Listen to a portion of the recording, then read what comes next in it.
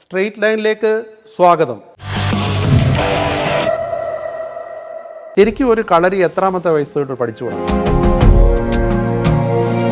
കളരിപ്പയറ്റിനെ ഒരു ലോകോത്തര നിലവാരത്തിലുള്ള ആയോധന കലയായിട്ട് എങ്ങനെ ഉയർത്തിക്കൊണ്ടുവരാം എന്നുള്ളതാണ് നമ്മുടെ ചിന്തകൾ. ഡീപ്പ് ജനറ്റിക്കൽ മെമ്മറിയിൽ നമ്മൾ വാറിയേഴ്സ് ആണ് ഇപ്പോഴും. ആരെയും ഉപദ്രവിക്കാനല്ല നമ്മൾ കളരി പഠിക്കുന്നത്. അല്ല, ഈ പണ്ടൊക്കെ ഈ വിരൽ ചൂണ്ടി നിർത്തും എന്ന് പറഞ്ഞിട്ടുണ്ട്, ഇപ്പോഴും ഉണ്ടോ അത്? മർമ്മശാസ്ത്രത്തെക്കുറിച്ചുള്ള ഒരുപാട് ഗ്രന്ഥങ്ങളുണ്ട്.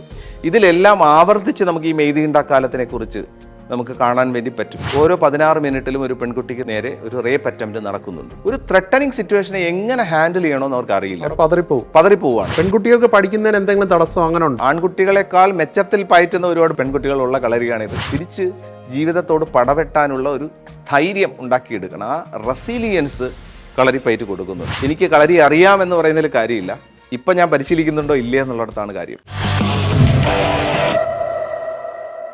അന്തർദേശീയ പ്രശസ്തനായ കളരി ഗുരുക്കളും തിരുവനന്തപുരത്തെ പ്രശസ്തമായ കളരി അഗസ്ത്യം കളരിയുടെ സ്ഥാപകനുമായ ഡോക്ടർ ശ്രീ മഹേഷ് ഗുരുക്കളാണ് നമ്മുടെ ഇന്നത്തെ അതിഥി. നമസ്കാരം ശ്രീ മഹേഷ് ഗുരുക്കൾ. നമസ്കാരം. ആദ്യം തന്നെ ഒരു അഭിനന്ദനങ്ങൾ. കാരണം ഇപ്പോൾ അടുത്തിടെ റോമിൽ നടന്ന ഇന്റർനാഷണൽ മാർഷ്യൽ ആർട്സ് ഫെസ്റ്റിവലിൽ ഞാൻ മനസ്സിലാക്കിയിടത്തോളം കഴിഞ്ഞ 25 വർഷമായി നടന്നു വരുന്ന ആ ഫെസ്റ്റിവലിൽ ആദ്യമായിട്ടൊരു ഇന്ത്യക്കാരനെ ക്ഷണിച്ചു കൊണ്ടുപോയി. അതിൽ കേരള കൗമുദിയുടെ അഭിനന്ദനങ്ങൾ. Thank you. എങ്ങനെയായിരുന്നു ആ ഫെസ്റ്റിവൽ? എനിക്ക് തോന്നുന്നു കഴിഞ്ഞ 25 വർഷമായിട്ട് ഇറ്റലി റോമിൽ നടക്കുന്ന ഇന്റർനാഷണൽ ആയോധന കല ഫെസ്റ്റിവൽ, അല്ലെങ്കിൽ ഇന്റർനാഷണൽ മാർഷൽ ആർട്ട് ഫെസ്റ്റിവൽ എന്ന് പറയുന്നത്. അപ്പോൾ ഇതുവരെയും പല മാർഷൽ ആർട്ട് ഫോംസ്, അതായത് ഇപ്പോൾ ഈ പറഞ്ഞതുപോലെ ചൈനയിൽ നിന്ന്, ജപ്പാനിൽ നിന്ന്, നെതർലാൻഡ്സിൽ നിന്ന്, അങ്ങനെ പല രാജ്യങ്ങളിൽ നിന്നുള്ള ഗ്രാൻഡ് മാസ്റ്റേഴ്സ് പങ്കെടുക്കുന്ന ഒരു മനോഹരമായ ഫെസ്റ്റിവലാണ്. പ്രത്യേകിച്ച് ഇറ്റലി, റോം അറിയാമല്ലോ, ഒരു ഹെൽത്തിനെ കുറിച്ച് വളരെ കോൺഷ്യസ് ആയിട്ടുള്ള മാർഷൽ ആർട്ട് ലവേഴ്സ് ഉള്ളൊരു സ്ഥലമാണ്. അതുകൊണ്ട് കഴിഞ്ഞ 25 വർഷമായിട്ട് നടക്കുന്ന ഒരു ആയോധന കലാമേളയാണ്. പക്ഷേ സർപ്രൈസിംഗ്ലി ആദ്യമായിട്ടാണ് ഇന്ത്യയിൽ നിന്ന് ഒരാളിന് പാർട്ടിസിപ്പേറ്റ് ചെയ്യാൻ പറ്റുന്നത്. അതെനിക്ക് പാർട്ടിസിപ്പേറ്റ് ചെയ്യാൻ പറ്റി, കളരിപ്പയറ്റിനെ ലോകത്തിന് മുന്നിൽ അവതരിപ്പിക്കാൻ പറ്റി എന്ന് പറഞ്ഞത് ഒരു വലിയൊരു സന്തോഷമായിട്ട് കരുതുന്നു. അവിടെ ആൾക്കാരുമായിട്ടുള്ള ഒരു മത്സരങ്ങളൊക്കെ ഉണ്ടോ? എങ്ങനെയായിരുന്നു? മത്സരങ്ങളല്ലായിരുന്നു, ഞാൻ ശരിക്കും പെർഫോം ചെയ്യേണ്ടി വന്നു. ഞാൻ ഒറ്റയ്ക്കാണ് ഇവിടുന്ന് പോയത്. അതുകൊണ്ട് തന്നെ ലിമിറ്റേഷൻസ് ഉണ്ടെങ്കിൽ പോലും പെർഫോമൻസ് ചെയ്തു. അതോടൊപ്പം 3 സെഷൻസ് കൈകാര്യം ചെയ്തു, 3 വർക്ക്ഷോപ്പുകൾ കൈകാര്യം ചെയ്തു. ഏതാണ്ട് 1000-ഓളം പേരാണ് പങ്കെടുത്തത്. 2 ദിവസം നീണ്ടു നിന്ന ഒരു വലിയൊരു ഫെസ്റ്റിവലായിരുന്നു. ഒരു 1000-ഓളം പേരുണ്ട്. അതിൽ പല ആർട്ട് ഫോംസ് നമുക്ക് കാണാൻ പറ്റും. പല മറ്റ് കലാരൂപങ്ങളുള്ളവരോട്ടൊക്കെ അടിച്ചു നിരത്തി എന്നൊക്കെ പറഞ്ഞു കേട്ടായിരുന്നു.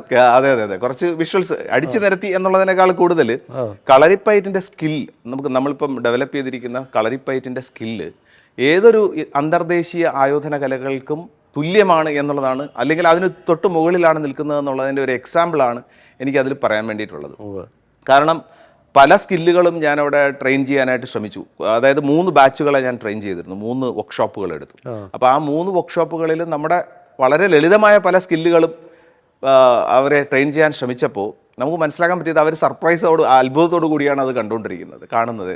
കാരണം ആ ഒരു നമ്മുടെ ചെറിയ സ്കില്ലുകളും നമുക്ക് വർക്ക് ചെയ്യാൻ പറ്റുന്നു, അത് ലോകം അത്ഭുതത്തോടു കൂടി കാണുന്നു. ആയോധന കലയുടെ മാതാവായിട്ടാണ് കളരി അറിയപ്പെടുന്നത്. അതെ. പക്ഷേ ലോക നിലവാരത്തിലേക്ക് നോക്കുമ്പോൾ ആ ലെവലിലേക്ക് അത് ഉയരാൻ ഇനിയും കഴിഞ്ഞിട്ടുണ്ടോ? ഇല്ല, ഇനി അതിൻ്റെ ഒരു സമയമാണെന്ന് ഞാൻ വിചാരിക്കുന്നു. അപ്പോൾ അഗസ്ത്യം കളരിയുടെ ആക്ടിവിറ്റീസ് നമ്മൾ ഉദ്ദേശിക്കുന്നത് കളരിപ്പയറ്റിനെ ഒരു ലോകോത്തര നിലവാരത്തിലുള്ള ആയോധന കലയായിട്ട് എങ്ങനെ ഉയർത്തിക്കൊണ്ടുവരാം എന്നുള്ളതാണ് നമ്മുടെ ചിന്തകൾ. എനിക്ക് തോന്നുന്നു ഇപ്പം ലോകത്തിന്റെ പല രാജ്യങ്ങളിൽ നിന്നുള്ള ആൾക്കാർ തന്നെ ഇവിടെ താങ്കളുടെ ശിഷ്യരായിട്ട് വന്നിട്ട് അതെ ഇവിടെ നമ്മുടെ റെസിഡൻഷ്യൽ ട്രെയിനിങ്ങിൽ ഒരുപാടധികം ആൾക്കാർ പല രാജ്യങ്ങളിൽ നിന്ന് വന്ന് സ്റ്റേ ചെയ്ത് കളരി പഠിക്കാനായിട്ട് ശ്രമിച്ചുകൊണ്ടിരിക്കുന്നു.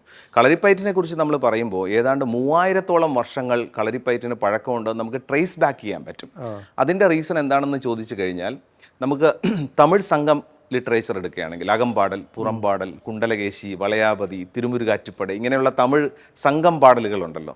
ആ പാടലുകൾ എടുക്കുമ്പോൾ അതിനകത്ത് നമ്മൾ കളരി എന്നുള്ള വാക്ക് വളരെ പല മേഖലകളിൽ അത് ഉപയോഗിച്ച് കാണുന്നുണ്ട്. കളരി എന്ന് വെച്ചാൽ ഒരു പ്രൊഫൗണ്ട് സ്പേസ് എന്നാണ് ഡിനോട്ട് ചെയ്യുന്നതെങ്കിൽ പോലും കള്ളി പോകുന്ന കളരി, കോഴൈക്കളരി, ഇങ്ങനെ തുടങ്ങിയ പ്രയോഗങ്ങൾ നമുക്ക് കാണാൻ വേണ്ടി പറ്റും.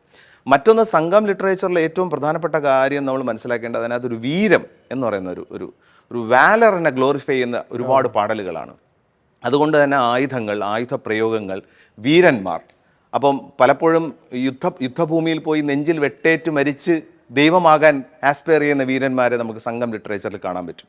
അപ്പോൾ ഈ വാക്കും ഈ ആയോധന കലയും ഈ ഭൂവിഭാഗത്തിൽ ഇത്രയധികം വർഷങ്ങളായി നിലനിന്നു എന്ന് നമുക്ക് വളരെ സ്പഷ്ടമായിട്ട് മനസ്സിലാക്കാൻ വേണ്ടി പറ്റും. 14-ാം നൂറ്റാണ്ടിൽ അബ്ദുൾ റസാഖ് സമർഖണ്ഡി എന്ന് പറയുന്ന പേർഷ്യൻ ട്രാവലർ കേരളത്തിൽ വന്ന് അദ്ദേഹത്തിൻ്റെ രേഖപ്പെടുത്തലുകൾ കാണുമ്പോൾ കേരളത്തിൽ ഒരു ആരോഗ്യ സംസ്കാരം നിലനിന്നിരുന്നു എന്ന് അദ്ദേഹം പറയുന്നു. ആയോധന കലാ വീരന്മാർ നടന്നിരുന്നു. പിന്നെ എല്ലാ ദിവസവും എണ്ണ തേച്ച് പരിശീലിക്കുന്നവർ. അടിസ്ഥാനം കളരിയായിരുന്നു. കളരിപ്പയറ്റാണ്. കളരിപ്പയറ്റിലെ വീരന്മാരെ കുറിച്ച് അദ്ദേഹം പറയുന്നുണ്ട്. 16-ാം നൂറ്റാണ്ടിൽ ഡുറൈറ്റ് ബാർബോസ, അത് ഒരു പോർച്ചുഗീസ് ട്രാവലറാണ്. അദ്ദേഹവും കളരിപ്പയറ്റും കളരി വീരന്മാരെക്കുറിച്ചും പിന്നെ എന്താണ് ഈ ബെൽറ്റ്, അതായത് ഈ ഉറുമി ധരിച്ച് നടക്കുന്ന വീരന്മാരെക്കുറിച്ചും ഒക്കെ അദ്ദേഹം ഇവിടെ കേരളത്തിൽ വന്നപ്പോൾ കണ്ടതും അതിനെക്കുറിച്ച് അദ്ദേഹം ഗ്ലോറിഫൈ ചെയ്ത് അദ്ദേഹത്തിന്റെ രേഖപ്പെടുത്തലുകളിലുണ്ട്. അപ്പോൾ അഗസ്ത്യൻ കളരി പ്രാക്ടീസ് ചെയ്യുന്നത് തെക്കൻ ചിട്ടയാണ്. ആക്ച്വലി കളരി നമ്മള് പൊതുവെ സിനിമയിലും ഒക്കെ ഈ കടത്തനാടൻ കടത്തനാട്ടെ കുറിച്ച് ഒരുപാട് വീരഗാഥകൾ കേട്ടിട്ടുണ്ട് അല്ലേ? അതെ. പക്ഷെ ആ ലെവലിൽ മലബാറിലും ഇത് വളർന്നിട്ടുണ്ടോ? അതായത് ഒരേ സമയം തന്നെ 2 ശൈലികളാണ് നമുക്ക്, 3 ശൈലികളുണ്ടായിരുന്നു. ഒന്ന് വടക്കൻ സമ്പ്രദായം, അല്ലെങ്കിൽ തെക്കൻ സമ്പ്രദായം, മധ്യ കേരളം. ഇതൊരു പ്രാദേശിക ഭാഷാഭേദം പോലെയാണ് നമുക്ക് കാണാൻ പറ്റുന്നത്. കുറച്ചുകൂടെ ഒരു സിസ്റ്റമാറ്റിക് ട്രെയിനിങ്, ഒരു സിസ്റ്റമാറ്റിക് ഡിസിപ്ലിൻ നമുക്ക് നോർത്തേൺ ഭാഗത്താണ് കാണാൻ പറ്റുന്നത്. കളരി പയറ്റ് എന്ന് പറയുമ്പോൾ സിസ്റ്റമാറ്റിക് ആയിട്ടുള്ളൊരു ട്രെയിനിങ്, കളരിയുടെ ചിട്ടകൾ, വൈത്താരികൾ നമ്മൾ നോക്കുമ്പോൾ അറിയാൻ പറ്റും. പക്ഷേ അതേസമയം തെക്കൻ ഭൂവിഭാഗത്തിൽ നമുക്ക് അടിതട, അടിമുറ, കുത്തുവരിസ്, സിലമ്പാട്ടം തുടങ്ങിയ തെക്കൻ കളരിമുറകൾ എന്ന് നമുക്ക് പണ്ടൊക്കെ പറഞ്ഞിട്ടുള്ള അവൻ കളരി പഠിച്ചിട്ടുണ്ടെന്നല്ല, അവൻ അടിതട പഠിച്ചിട്ടുണ്ടെന്ന്. അത് പറയാം. അപ്പൊ എന്താണ് ശരിക്കും അടിതട? അടിതട എന്ന് പറഞ്ഞാൽ ആ വാക്കിൽ തന്നെ ഇരിക്കുകയാണല്ലോ, അടിക്കുന്നു, തടയുന്നു. ബെയർ ഹാൻഡ് ടാക്ടിക്സ് ആണ് അതിൽ കൂടുതലായിട്ട് വരുന്നത്. അപ്പോൾ നമുക്ക് തെക്കൻ സമ്പ്രദായം എന്ന് പറയുന്നത് ഇതൊരു മിക്സ് മാർഷൽ ആർട്ട് പോലെയാണ് ഇരിക്കുന്നത്. കാരണം ഇത്രയധികം ആയോധന കലകളുടെ, ചെറിയ ചെറിയ ആയോധന കലകളുടെ ഒരു മിക്സ്. അതേസമയം തന്നെ വടക്കൻ സമ്പ്രദായവും ഇതുപോലുള്ള മൾട്ടിപ്പിൾ ശൈലികളുണ്ട്, ഒരു ശൈലിയല്ല. ഇപ്പോൾ വട്ടൻതിരിപ്പ്, അല്ലെങ്കിൽ തുളുനാടൻ, മലനാടൻ തുടങ്ങിയ പല പല ശൈലികൾ വടക്കൻ സമ്പ്രദായത്തിൽ നമുക്ക് കാണാൻ വേണ്ടി പറ്റുന്നുണ്ട്. അപ്പം ഞാൻ നേരത്തെ പറഞ്ഞില്ലേ, ഒരു പ്രാദേശിക ഭാഷാഭേദം പോലെയാണ് അത് സ്റ്റൈലുകൾ ഇങ്ങനെ മാറി മാറി വരുന്നത്. ഇപ്പം നമ്മുടെ ഓർമ്മയിലേക്ക് നോക്കുമ്പം ഈ കരാട്ടയ്ക്ക് ഇപ്പം പ്രത്യേകിച്ച് ബ്രൂസ് ലീ എന്ന് പറയുന്ന അദ്ദേഹത്തിന്റെ എൻറ്റർ ദി ഡ്രാഗൺ എന്നൊക്കെയുള്ള സിനിമ വന്നപ്പം ഈ കരാട്ടെ പഠിക്കാനുള്ള ഒരു ആവേശം പല സ്ഥലങ്ങളിലും ഉണ്ട്. ഇപ്പം കരാട്ടെ നമുക്കറിയാവുന്ന പോലെ കുങ്ഫു, കളരി, ഇതിൽ ഏതാണ് ഏറ്റവും നല്ലത് എന്ന് ചോദിച്ചാൽ എന്ത് മറുപടി? അതായത് പരിശീലകന്റെ കയ്യിലാണ് അതിരിക്കുന്നത്. പ്രാക്ടീസ് ചെയ്യുന്ന ആളുടെ കയ്യിലാണ് മാർഷൽ ആർട്ട് ഇരിക്കുന്നത്. ഇപ്പം ഞാൻ കളരി പഠിച്ചിട്ടുണ്ട് എന്ന് പറഞ്ഞാൽ ഞാൻ പരിശീലിക്കാത്ത ഒരാളാണെന്ന് വെച്ചോളൂ, ഒരു സാഹചര്യത്തിലേക്ക് അത് ഹാൻഡിൽ ചെയ്യാൻ പറ്റണമെന്നില്ല. അപ്പോൾ ആരാണോ, ഏതൊരു മാർഷൽ ആർട്ടാണോ അയാൾ നല്ല രീതിയിൽ പ്രാക്ടീസ് ചെയ്യുന്ന ആളുടെ കയ്യിലാണ് മാർഷൽ ആർട്ട് ഇരിക്കുന്നത്. അപ്പോൾ അത് പക്ഷേ ശൈലികൾ മനോഹരങ്ങളാണ്, എല്ലാ ശൈലികളും ഒന്നിനൊന്ന് മെച്ചമാണ്. 2 ഈ എൻ്റർ ദ ഡ്രാഗൻ്റെ കാര്യം പറഞ്ഞല്ലോ. ഇപ്പം നമുക്ക് ചൈനീസ് മൂവീസ് എന്ന് പറഞ്ഞാൽ നമ്മൾ ചിന്തിക്കുമ്പോൾ തന്നെ ഒരുപാടധികം കുങ്ഫു മൂവീസ്, കരാത്തെ മൂവീസ്, അങ്ങനെ അവർക്ക് സിനിമകളിലൂടെ ആ ആയോധന ശൈലികളെ മാർക്കറ്റ് ചെയ്യാൻ നല്ല രീതിയിൽ പറ്റിയിട്ടുണ്ട്. ഇപ്പം മൂവാത്തായി പോലത്തെ മാർഷൽ ആർട്സ് നമ്മൾ എടുക്കുമ്പോൾ അത് തെക്കോണ്ടോ പോലത്തെ മാർഷൽ ആർട്സ് എനിക്ക് മോഹൻലാലിന്റെ മകള് പോയി പഠിച്ചുകൊണ്ടിരിക്കുന്നത്. അതെ അതെ. അപ്പോൾ അത് അവർ ഒരുപാട് ടോണി ജാഡ സിനിമകളിലൂടെ, പല പല സിനിമകളിലൂടെ അവർ കൊണ്ടുവരുന്നു. അപ്പോൾ ശരിക്കും ആ ആയോധന കലയെ പ്രൊമോട്ട് ചെയ്യുന്ന സിനിമകൾ, ഡോക്യുമെൻറ്റേഷൻസ്, വീഡിയോ പ്രൊമോഷൻസ്, ഇങ്ങനെ രാജ്യങ്ങൾ തന്നെ അതിനെ പ്രൊമോട്ട് ചെയ്യാനായിട്ട് നല്ല രീതിയിൽ ശ്രമിക്കുന്നുണ്ട്. ആ നിലയിലുള്ള ഒരു പ്രൊമോഷൻ നമ്മുടെ നിർഭാഗ്യവശാൽ ഇവിടെ ഉണ്ടോ? ഇല്ല എന്നുള്ളത് നമുക്ക് അറിയാമല്ലോ. പക്ഷേ കുറേയധികം മലയാള സിനിമകൾ പിന്നെ വടക്കൻ വീരഗാഥകളെ കുറിച്ച് ഉണ്ടായിട്ടുണ്ട്. പക്ഷേ അതിനൊരു കൺസിസ്റ്റന്റ് ആയിട്ടുള്ള ഒരു പ്രൊമോഷൻ ഇന്റർനാഷണലി നമുക്ക് കൊണ്ടുവരാനായിട്ട് ഈ ആയോധന കലയെ പ്രൊമോട്ട് ചെയ്യുന്ന രീതിയിൽ, സിനിമയല്ല, ആയോധന കലയെ പ്രൊമോട്ട് ചെയ്യുന്ന രീതിയിലുള്ള സിനിമകൾ ഉണ്ടായിട്ടില്ല. എനിക്ക് തോന്നുന്നു ഇപ്പൊ ഇന്ത്യൻ ആർമി, ഇപ്പൊ അല്ലെങ്കിൽ ഇന്ത്യയിലെ IIT-കൾ, അങ്ങനെ പ്രത്യേകിച്ച് സ്ത്രീകൾക്ക് വേണ്ടിയുള്ള ഇങ്ങനെയുള്ള പലതും അഗസ്ത്യൻ കളരി തുടങ്ങി വെച്ചു, വലിയ രീതിയിൽ അംഗീകാരം നേടിക്കഴിഞ്ഞു. ഇന്ത്യൻ ആർമിയിലുള്ളവർക്ക് പരിശീലിപ്പിച്ചതിന് എനിക്ക് തോന്നുന്നു അവർ ആ വലിയ അംഗീകാരമൊക്കെ മഹേഷിന് തന്നു അല്ലേ? അത് ആ ഒരു ട്രെയിനിങ്ങിനെ കുറിച്ച് പറയാം. ബേസിക്കലി നമ്മൾ ആർമിക്കകത്ത് എല്ലാ വെപ്പൺസും ഉണ്ടല്ലോ. ശരിക്കും ആലോചിച്ച് നോക്കിയാൽ മിസൈൽസ് വരെ അവരുടെ കയ്യിലുണ്ട്. പിന്നെ എന്തിനാ ആയോധന കല എന്നൊരു മാർഷൽ ആർട്ട് എന്നുള്ളൊരു സംശയം വരുമല്ലോ. ഇപ്പം പലപ്പോഴും നമ്മൾ പല വീഡിയോസ് ഇടുമ്പോൾ ആൾക്കാർ കമൻറ്റ് ചെയ്യുന്ന ഒരു ഇത് ഞാൻ ശ്രദ്ധിച്ചിട്ടുണ്ട്. അതായത് നമുക്ക് തോക്ക് വെച്ചുകൊണ്ട് നിൽക്കുന്ന ഒരാളുടെ ഫ്രണ്ടിൽ ഈ കളരി കാണിച്ചിട്ട് എന്ത് കാര്യമെന്ന് ചോദിക്കും. പക്ഷേ എനിക്കിതിൻ്റെ ഒരു ഉത്തരം ഇന്ത്യൻ ആർമിയിലെ വളരെ ഹയറായിട്ടുള്ള ഒഫീഷ്യൽസിൽ നിന്ന് കിട്ടി. ശരിക്കും പറഞ്ഞാൽ യുദ്ധഭൂമിയിൽ അവർ പോകുമ്പോൾ മനസ്സാണ് ഏറ്റവും വലിയ ആയുധം. എത്ര വെപ്പൺസ് നമ്മുടെ കയ്യിലുണ്ടെങ്കിലും ഓപ്പോസിറ്റ് നിൽക്കുന്ന ആൾ ഏത് തരത്തിലുള്ള ആയുധം വെച്ചിരുന്നാലും മനസാന്നിധ്യം എന്ന് പറയുന്ന വളരെ ഇമ്പോർട്ടൻ്റ് ആയിട്ടുള്ളൊരു കാര്യമാണ്. അപ്പോൾ കളരിപ്പയറ്റ് എന്താണ് ചെയ്യുന്നതെന്ന് പറഞ്ഞാൽ നമ്മുടെ മൈൻഡിനെയാണ് അത് ട്രെയിൻ ചെയ്തുകൊണ്ടിരിക്കുന്നത്. സബ് കോൺഷ്യസ് ലേണിംഗ് ആണ് എല്ലാ മാർഷൽ ആർട്സും. കോൺഷ്യസ് ലേണിംഗ് അല്ല, സബ് കോൺഷ്യസിലാണ് അതിൻ്റെ പഠനം നടക്കുന്നത്. നമ്മൾ റിപ്പീറ്റഡ് ആയിട്ടൊരു കാര്യം പ്രാക്ടീസ് ചെയ്യുന്ന സമയത്ത് നമ്മുടെ ബ്രെയിൻ ഒരു ന്യൂറൽ പാത്ത് വേ ഉണ്ടാക്കിക്കൊണ്ട് ഒരു മസിൽ മെമ്മറിയാണ് ക്രിയേറ്റ് ചെയ്യുന്നത്. മനസ്സിനെ ശാന്തമാക്കുകയും കരുത്തുറ്റതാക്കുകയും ചെയ്യും. രണ്ടും. അപ്പോൾ നമ്മൾ എന്ത് ചെയ്തു എന്ന് വെച്ചാൽ കഴിഞ്ഞ വർഷം നമ്മൾ കളരിപ്പയറ്റിൽ ശാസ്ത്രീയമായ പഠനങ്ങളൊന്നും നടന്നിട്ടില്ല. അപ്പോൾ നമ്മളൊരു IKS സെൻ്ററാണ്, Indian knowledge system centre for Kalaripayattu and Siddha tradition, ministry of എഡ്യൂക്കേഷന് കീഴിൽ. അഗസ്ത്യം, അതെ. അപ്പോൾ നമ്മൾ എന്ത് ചെയ്തു എന്ന് കഴിഞ്ഞാൽ കഴിഞ്ഞ വർഷം നമ്മളൊരു സിസ്റ്റമാറ്റിക് ആയിട്ടുള്ളൊരു പഠനം നടത്തി. അതായത് 400 വിദ്യാർത്ഥികളെ നമ്മൾ കളരി പരിശീലിപ്പിച്ചു 15 ആഴ്ച 6 സ്കൂളുകളിൽ നിന്ന്. അതിനുശേഷം നമ്മൾ നിഷിൻ്റെ സൈക്കോളജി ടീമിനെ കൊണ്ട് ഒരു പ്രീ ടെസ്റ്റും അവരുടെ സൈക്കോളജിക്കൽ ചേഞ്ചസ് എന്താണ് എന്ന് നമ്മൾ ഗേജ് ചെയ്തു. ഗേജ് ചെയ്തപ്പോൾ മനസ്സിലാക്കാൻ പറ്റിയ ഒരു പ്രധാനപ്പെട്ട കാര്യം, ഒന്ന് അവരുടെ resilience, confidence, fearlessness, self esteem, ഈ 4 ഫാക്കൽറ്റീസും നല്ല രീതിയിൽ മാറി. അപ്പോൾ മെൻ്റലി ഭയങ്കര രീതിയിൽ അവർ ഷാർപ്പായിട്ടുണ്ട്. അപ്പോൾ അതിൽ ഈ റെസിലിയൻസ് വളരെ ഇമ്പോർട്ടൻ്റ് ആണ്. ഇപ്പം ഞാൻ പറഞ്ഞ IITസിൽ നമ്മൾ പഠിപ്പിക്കാൻ പോകുമ്പോൾ ഇപ്പം കാണുന്ന ഏറ്റവും വലിയ വാർത്തയാണത് ആത്മഹത്യകൾ. IITസിൽ കുട്ടികൾ ആത്മഹത്യ ചെയ്യുന്നു. എന്തുകൊണ്ട് അത് സംഭവിക്കുന്നു എന്ന് ചോദിച്ചു കഴിഞ്ഞാൽ അവർക്ക് അവരുടെ പ്രഷർ താങ്ങാൻ പറ്റാത്തതുകൊണ്ടാണ് ഈ സൂയിസൈഡ് സംഭവിക്കുന്നത്. അത് IITs എന്ന് പറയുമ്പോൾ ഇന്ത്യയിലെ ക്രീം മൈൻഡ് ആണല്ലോ, ക്രീം മൈൻഡ്സ് ആണ്. അവിടെ ചെന്ന് കഴിയുമ്പോഴത്തേക്കും ഓരോ മാസവും 2-3 കുട്ടികൾ സൂയിസൈഡ് ചെയ്യുന്നു. അപ്പോൾ ഇതിനെക്കുറിച്ചൊരു ഒരു പഠനം നടത്തിയപ്പോൾ ഈ റെസിലിയൻസ് വളരെ ഇമ്പോർട്ടൻ്റ് ആണ്. ജീവിതത്തിൽ നമ്മൾ വീണു പോകുന്ന ഒരുപാട് സാഹചര്യങ്ങൾ വരാം. മാനസികമായിട്ട് വീണു പോകാം, ഫിസിക്കലി വീണു പോകാം. വീണു പോയാൽ അവിടെ വീണ് കിടക്കരുത്. ഇമ്മീഡിയറ്റ് ആയിട്ട് ബൗൺസ് ബാക്ക് ചെയ്യാൻ വേണ്ടി പറ്റണം. തിരിച്ച് ജീവിതത്തോട് പടവെട്ടാനുള്ള ഒരു സ്ഥൈര്യം ഉണ്ടാക്കിയെടുക്കണം. ആ റെസിലിയൻസ് കളരിപ്പയറ്റ് കൊടുക്കുന്നുണ്ട്. ഇപ്പം നമ്മളിപ്പോൾ എല്ലാ ദിവസവും കേരളത്തിൽ നിന്നല്ല ഇന്ത്യയിൽ ഒട്ടാകെ നോക്കിയാൽ വരുന്ന വാർത്ത എന്ന് പറഞ്ഞാൽ സ്ത്രീ പീഡനം, സ്ത്രീകളെ മാനഭംഗപ്പെടുത്തുന്നു. അന്നേരം ഈ സ്ത്രീകൾക്ക് സ്വയം പ്രതിരോധിക്കാൻ അല്ലെങ്കിൽ ഇത്തരം ആക്രമണങ്ങളെ നേരിടാനുള്ള ഒരു വലിയൊരു ഇത് കളരിയല്ലേ? എനിക്ക് തോന്നുന്നത് അഗസ്ത്യത്തിൻ്റെ ഈ ശക്തി, അതെ, അതിനെക്കുറിച്ചൊന്ന് പറയാം. ശക്തി ശരിക്കും നമ്മൾ 2003 പിന്നെ സ്റ്റാർട്ട് ചെയ്തത്. ശക്തി എന്ന് പറഞ്ഞ ഒരു ഇനിഷ്യേറ്റീവ് നമ്മൾ കൊണ്ടുവന്നത് എങ്ങനെയാണ് കളരിപ്പയറ്റിലെ ടെക്നിക്സിലൂടെ ഒരു സ്വയം പ്രതിരോധം ഉണ്ടാക്കാൻ പറ്റുന്നത്. പ്രധാനമായിട്ട് സംഭവിക്കുന്നത് എന്താണെന്ന് വെച്ച് കഴിഞ്ഞാൽ നമ്മൾ ഇത്രയും ഇവോൾവ് ആയിട്ടുള്ളൊരു സൊസൈറ്റിയാണ്. ലോകം മുഴുവൻ നോക്കുകയാണെങ്കിൽ പല രീതിയിൽ ഇവോൾവ് ചെയ്യുന്നു. പക്ഷേ സ്റ്റിൽ ഓരോ 16 മിനിറ്റിലും ഒരു പെൺകുട്ടിക്ക് നേരെ ഒരു റേപ്പ് അറ്റംപ്റ്റ് നടക്കുന്നുണ്ട്. അതെന്തുകൊണ്ട് നടക്കുന്നു എന്ന് നമ്മൾ ചിന്തിക്കുമ്പോൾ നമുക്ക് മനസ്സിലാക്കാൻ പറ്റുന്ന ഒരു പ്രധാനപ്പെട്ട കാര്യം, ഇത്തരമൊരു സാഹചര്യത്തിനെ ഹാൻഡിൽ ചെയ്യാനുള്ള ഒരു എഡ്യൂക്കേഷൻ സിസ്റ്റവും ഒരു പെൺകുട്ടിക്കും കൊടുത്തിട്ടില്ല. പെൺകുട്ടിക്കായാലും ആൺകുട്ടികൾക്കായാലും നമുക്ക് വിദ്യാഭ്യാസ സമ്പ്രദായത്തിലൂടെ ഇത്തരത്തിലൊരു ത്രെട്ടണിങ് സിറ്റുവേഷൻ വന്ന ഹൗ ടു ഹാൻഡിൽ. ഇപ്പം നമുക്കറിയാം, ഒരു ഫസ്റ്റ് എയ്ഡ് കൊടുക്കാനായിട്ട് നമുക്ക് പല രീതിയിലുള്ള ട്രെയിനിങ് ആളുകൾ കൊടുക്കുന്നുണ്ട്. അതുപോലെ പോലും ഒരു ത്രെട്ടണിങ് സിറ്റുവേഷനെ എങ്ങനെ ഹാൻഡിൽ ചെയ്യണമെന്ന് അവർക്ക് അറിയില്ല, പതറിപ്പോവാണ്. അപ്പോൾ അതിൽ നമുക്ക് ആദ്യം കാണാൻ പറ്റുന്ന ഒരു പ്രധാന കാര്യം, ഒന്ന്, ഒരു ത്രെട്ടണിങ് സിറ്റുവേഷൻ വരുമ്പോൾ നമുക്ക് 2 റെസ്പോൺസുകളാണ് ബോഡിയിലുള്ളത്. ഒന്നൊരു ഫ്ലൈറ്റ് എന്ന് പറയുന്ന റെസ്പോൺസാണ്, ഓടി രക്ഷപ്പെടുക, അല്ലെങ്കിൽ ഫൈറ്റ് ബാക്ക്, തിരിച്ച് ഫൈറ്റ് ചെയ്യുക എന്നുള്ളത്. ഇത് രണ്ടും സംഭവിച്ചാലും സർവൈവൽ പോസിബിളാണ്. പക്ഷേ എപ്പോഴും സംഭവിക്കുന്നത് എന്താണെന്ന് വെച്ച് കഴിഞ്ഞാൽ പെൺകുട്ടികൾ ഫ്രീസ് എന്ന് പറയുന്നൊരു മോഡലായി പോകും, മരവിച്ചു പോകും. അപ്പോൾ എന്താണ് ചെയ്യേണ്ടതെന്ന് അവർക്ക് അറിയാതെ പോകും. അപ്പോൾ അങ്ങനെ ഒരു സാഹചര്യത്തിൽ നിന്ന് ഈ ഫ്രീസ് മൈൻഡ് സെറ്റിൽ നിന്ന് ഫ്ലൈറ്റ് ഫൈറ്റ് മൈൻഡ് സെറ്റിലേക്ക് എങ്ങനെ എത്തിക്കാം, അതാണ് ശക്തിയുടെ ബേസിക് കോൺസെപ്റ്റ്. ആ ഒരു പ്രസൻസ് ഓഫ് മൈൻഡ് എങ്ങനെ ക്രിയേറ്റ് ചെയ്യാം. അപ്പോൾ അതിനു വേണ്ടി നമ്മൾ എന്ത് ചെയ്തു എന്ന് വെച്ച് കഴിഞ്ഞാൽ കോളേജുകൾ, സ്കൂളുകൾ, ഇന്ത്യയിലാകമാനം സഞ്ചരിച്ചുകൊണ്ട് കോളേജുകളും സ്കൂളുകളിലെയും പെൺകുട്ടികളെ നമ്മൾ ഒരു 2.5-3 മണിക്കൂർ നീണ്ടു നിൽക്കുന്ന സെഷൻസിലൂടെ ഇതൊന്ന് അവയർനെസ് കൊടുക്കാനായിട്ട്, കളരിപ്പയറ്റ് പഠിപ്പിക്കാൻ പറ്റില്ല, കുറച്ച് സ്കില്ലുകൾ പഠിപ്പിക്കുന്നുണ്ട്. അതോടൊപ്പം തന്നെ ഇങ്ങനൊരു സിറ്റുവേഷനെ എങ്ങനെ ഹാൻഡിൽ ചെയ്യാം എന്ന് പഠിപ്പിക്കാനുള്ള ഒരു മൂവ്മെന്റ്. കുട്ടികൾക്ക് അങ്ങനെ ഒരു പരിശീലനം ഇതുവരെ നമ്മൾ 12,000 കുട്ടികളെ ട്രെയിൻ കൊടുത്തു. അത്രയും അത് നമ്മൾ വെൽ ഡോക്യുമെന്റഡ് ആണ്. ഓരോ സ്കൂളിലെയും നമ്പേഴ്സ് എല്ലാം നമ്മൾ വെച്ചുകൊണ്ട് 12,000 പെൺകുട്ടികളെ നമ്മൾ ഇതുവരെ ട്രെയിൻ ചെയ്തു. ശരിക്കും പെൺകുട്ടികൾ കളരി പഠിക്കേണ്ടതിന്റെ ആവശ്യകത അവിടെയാണ് അല്ലേ? ശരിക്കും പെൺകുട്ടികൾ കളരി പഠിക്കണോ? തീർച്ചയായിട്ടും. കാര്യം എന്ന് പറഞ്ഞാൽ ഇപ്പോൾ ഞാൻ എപ്പോഴും എല്ലാ കുട്ടികളോടും, പെൺകുട്ടികൾ ആൺകുട്ടികളായാലും ചോദിക്കുന്ന കളരി പഠിക്കുന്നത് എന്തിനാണ്. അപ്പോൾ എല്ലാവരും സെൽഫ് ഡിഫെൻസ് എന്നൊക്കെ പറയും. പക്ഷേ സെൽഫ് ഡിഫെൻസിനപ്പുറത്ത് ജീവിതത്തിൽ ഉണ്ടാകാവുന്ന പല സാഹചര്യങ്ങൾ, എല്ലാ ദിവസവും നമുക്ക് ചലഞ്ചാണ്, പല പ്രതിസന്ധികളുമാണ്. ഒരു നല്ല അഭ്യാസിയും ഒരു തികഞ്ഞ അഭ്യാസിക്ക് ഒരിക്കലും ഒരു സിറ്റുവേഷനിൽ പോയിട്ട് അടി ഉണ്ടാക്കുന്ന സാഹചര്യം ഉണ്ടാകുന്നത് വളരെ വിരളമായിരിക്കും. നമ്മൾ എത്രത്തോളം നമ്മൾ ഇവോൾവ് ചെയ്യുന്നു അതിനനുസരിച്ച് നമ്മൾ അത്തരം സിറ്റുവേഷനുകൾ നമ്മൾ ഒഴിവാക്കാനായിട്ട് ശ്രമിക്കും.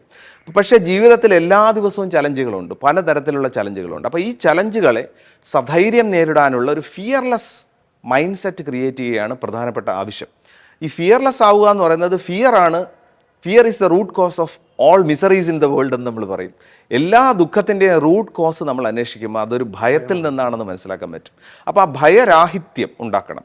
ഭയം 2 രീതിയിലുണ്ട്. ഒന്ന് റാഷണൽ ഫിയർ എന്ന് പറയും. എന്ന് പറഞ്ഞാൽ നമുക്ക് സർവൈവൽ ഫിയർ ആണ്. അതായത് ഇപ്പോൾ നമ്മൾ റോഡ് ക്രോസ് ചെയ്യുമ്പോൾ ഒരു കാർ ഇടിക്കാൻ വരികയാണെങ്കിൽ നമ്മൾ എടുത്തു ചാടി ഓടുമല്ലോ, അത് സർവൈവലാണ്.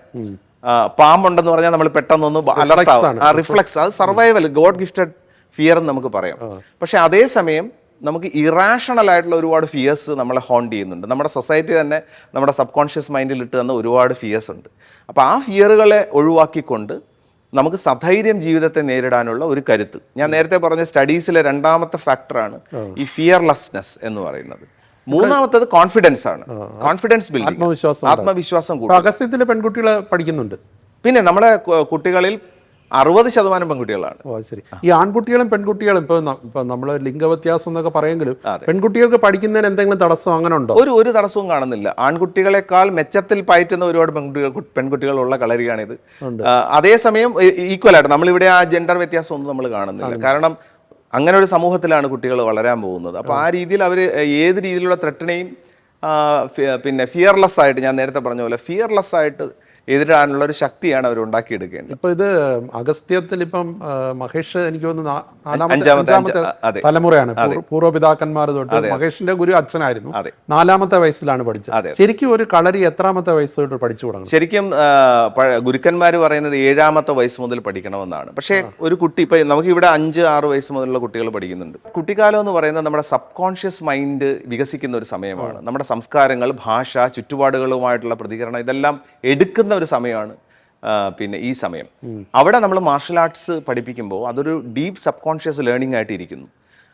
മാത്രമല്ല അതൊരു ലൈഫ് ലോങ് ഫൗണ്ടേഷൻ ആയിട്ടാണ് അത് കാണുന്നത്. ഒരു ജീവിതകാലം മുഴുവൻ അതിനൊരു അടിത്തറയായിട്ടിരിക്കും. എനിക്കറിയാവുന്ന ഒരുപാട് ഗുരുക്കന്മാരുണ്ട്, ഒരുപാട് പ്രായമായ ഗുരുക്കന്മാരുണ്ട്, ഒരുപാട് കാലം കളരിപ്പയറ്റിനെ സ്നേഹിച്ച ആൾക്കാരുണ്ട്. 90ാമത്തെ വയസ്സിലും അവരെന്തിനും തയ്യാറാണ്. ഏതൊരു സിറ്റുവേഷനും നമുക്ക് നോക്കാം എന്നുള്ള ആ കോൺഫിഡൻസ്, ഗട്ട് ഫീലിംഗ് അവർ കാണിക്കുന്നത് എനിക്ക് കാണാൻ വേണ്ടി പറ്റിയിട്ടുണ്ട്. നമുക്ക് ഈ അനലിറ്റിക്കൽ മൈൻഡ് വരുന്ന ഒരു സമയമുണ്ട്, ഒരു 14-15 വയസ്സ് അങ്ങനെ വരുന്ന സമയം. അനലിറ്റിക്കൽ മൈൻഡ് എത്തുന്നതിന് മുമ്പ് തന്നെ നമുക്ക് സബ് കോൺഷ്യസ് ആയിട്ട് ഈ ലേണിങ്സ്, ഒരു ഡീപ്പ് റൂട്ടഡ് ലേണിങ്സ് ആണ് മാർഷൽ ആർട്സ്. മനുഷ്യൻ ഇവോൾവ് ചെയ്ത് വന്നതേ മാർഷൽ ആർട്സിലൂടെയാണ് എന്ന് ഞാൻ പറയും. കാര്യം നമ്മൾ ഒരു നിയാൻഡർത്തൽ മാനിൽ നിന്ന് ഹോമോസാപ്പിയൻ ആയതിനു ശേഷം 2 ലക്ഷം വർഷം നമ്മൾ ഹണ്ടർ ഗ്യാദറേഴ്സ് ആയിരുന്നു. ഹണ്ടർ ഗ്യാദറേഴ്സ് എന്ന് പറഞ്ഞു കഴിഞ്ഞാൽ ഡീപ്പ് ജെനറ്റിക്കൽ മെമ്മറിയിൽ നമ്മൾ വാറിയേഴ്സാണ് ഇപ്പോഴും. ഹണ്ടർ ഗ്യാദറേഴ്സ് എന്ന് വെച്ചാൽ മരം കയറണം, ഓടണം, അങ്ങോട്ടും ഇങ്ങോട്ടും അറ്റാക്ക് ചെയ്യേണ്ടി വരും, സർവൈവലിന് വേണ്ടി ഹണ്ട് ചെയ്യണം, അനിമൽസുമായിട്ട് ഫൈറ്റ് ചെയ്യേണ്ടി വരും. ഇങ്ങനെയാണ് നമ്മളൊരു 2 ലക്ഷം വർഷത്തോളം ഇവോൾവ് ചെയ്ത് വന്നത്. ഇപ്പോൾ ദീർഘകാലം നമ്മൾ അങ്ങനെയായിരുന്നു. ശാസ്ത്രീയമായ കൃഷി വന്നത് ഈ നിയോലിത്തിക് ഏജ് എന്ന് പറയുന്നത് ഒരു 11,000 വർഷങ്ങൾക്ക് ബാക്കിലാണ്. ഇപ്പോൾ 2 lakhs yearsഉം നമ്മൾ ഹണ്ടർ ഗ്യാദറേഴ്സ് ആയിരുന്നു. നമ്മുടെ ഉള്ളിലൊരു വാറിയർ ബറീഡാണ്. ആ വാറിയർ സ്പിരിറ്റിനെ തിരിച്ച് നമുക്ക് കൊണ്ടുവരണം, അതിനെ ഇഗ്നേറ്റ് ചെയ്യാണ്. അതെ, അതാണ് കളരി ചെയ്യുന്നത്. തീർച്ചയായിട്ടും. ഇപ്പം ഈ കളരി എന്ന് പറയുന്ന ഒരു ആയോധന കലയാണെങ്കിൽ അതൊരു വ്യായാമ മുറയും കൂടിയാണോ? തീർച്ചയായിട്ടും ആണ്. അത് കാരണം വെച്ചാൽ ഒരു ലൈഫ് സ്റ്റൈലാണെന്ന് ഞാൻ നേരത്തെ പറഞ്ഞു, ഒരു ജീവിത ശൈലിയായിട്ടാണ് ഇത് ഇവോൾവ് ചെയ്തിരിക്കുന്നത്. കാരണം കളരിപ്പയറ്റ് പഠിക്കുന്നതിലൂടെ നമ്മൾ ഫിസിക്കൽ കാര്യങ്ങൾ ആലോചിക്കുകയാണെങ്കിൽ, ഒന്ന് അതൊരു കാർഡിയോ വാസ്കുലാർ എക്സസൈസാണ്, ഹൃദയത്തിനെ ശക്തിപ്പെടുത്തുന്നതാണ്.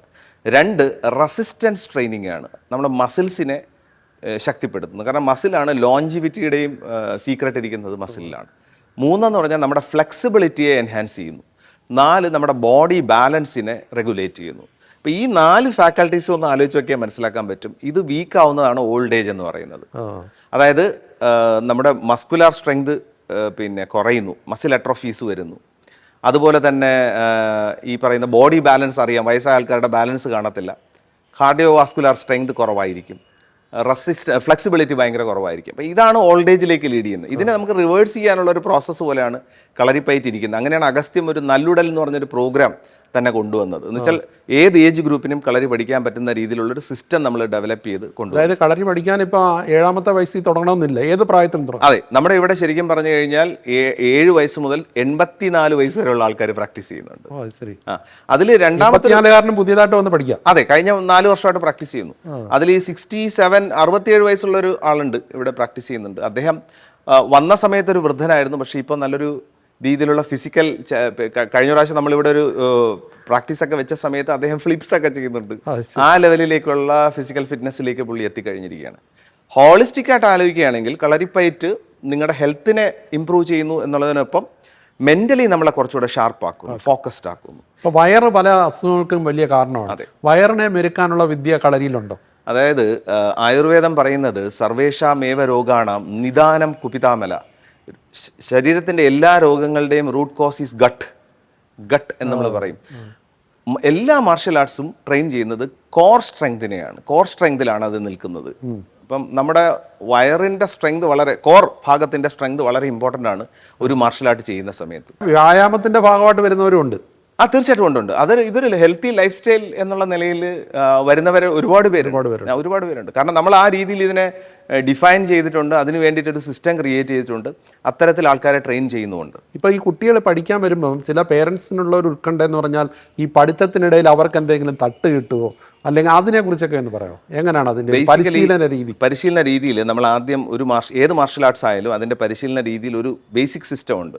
എങ്ങനെയാണ് ഈ കോൺഫിഡൻസ് ബിൽഡ് ആവുന്നത്, എങ്ങനെയാണ് നമ്മൾ ഭയരാഹിത്യം അല്ലെങ്കിൽ ഫിയർലെസ്നെസ്സിലേക്ക് എത്തുന്നത് എന്ന് ചോദിച്ചു കഴിഞ്ഞാൽ ഞാൻ നേരത്തെ പറഞ്ഞൊരു ഫിയർ ആണ് root cause of all miseries എന്ന് പറഞ്ഞത്.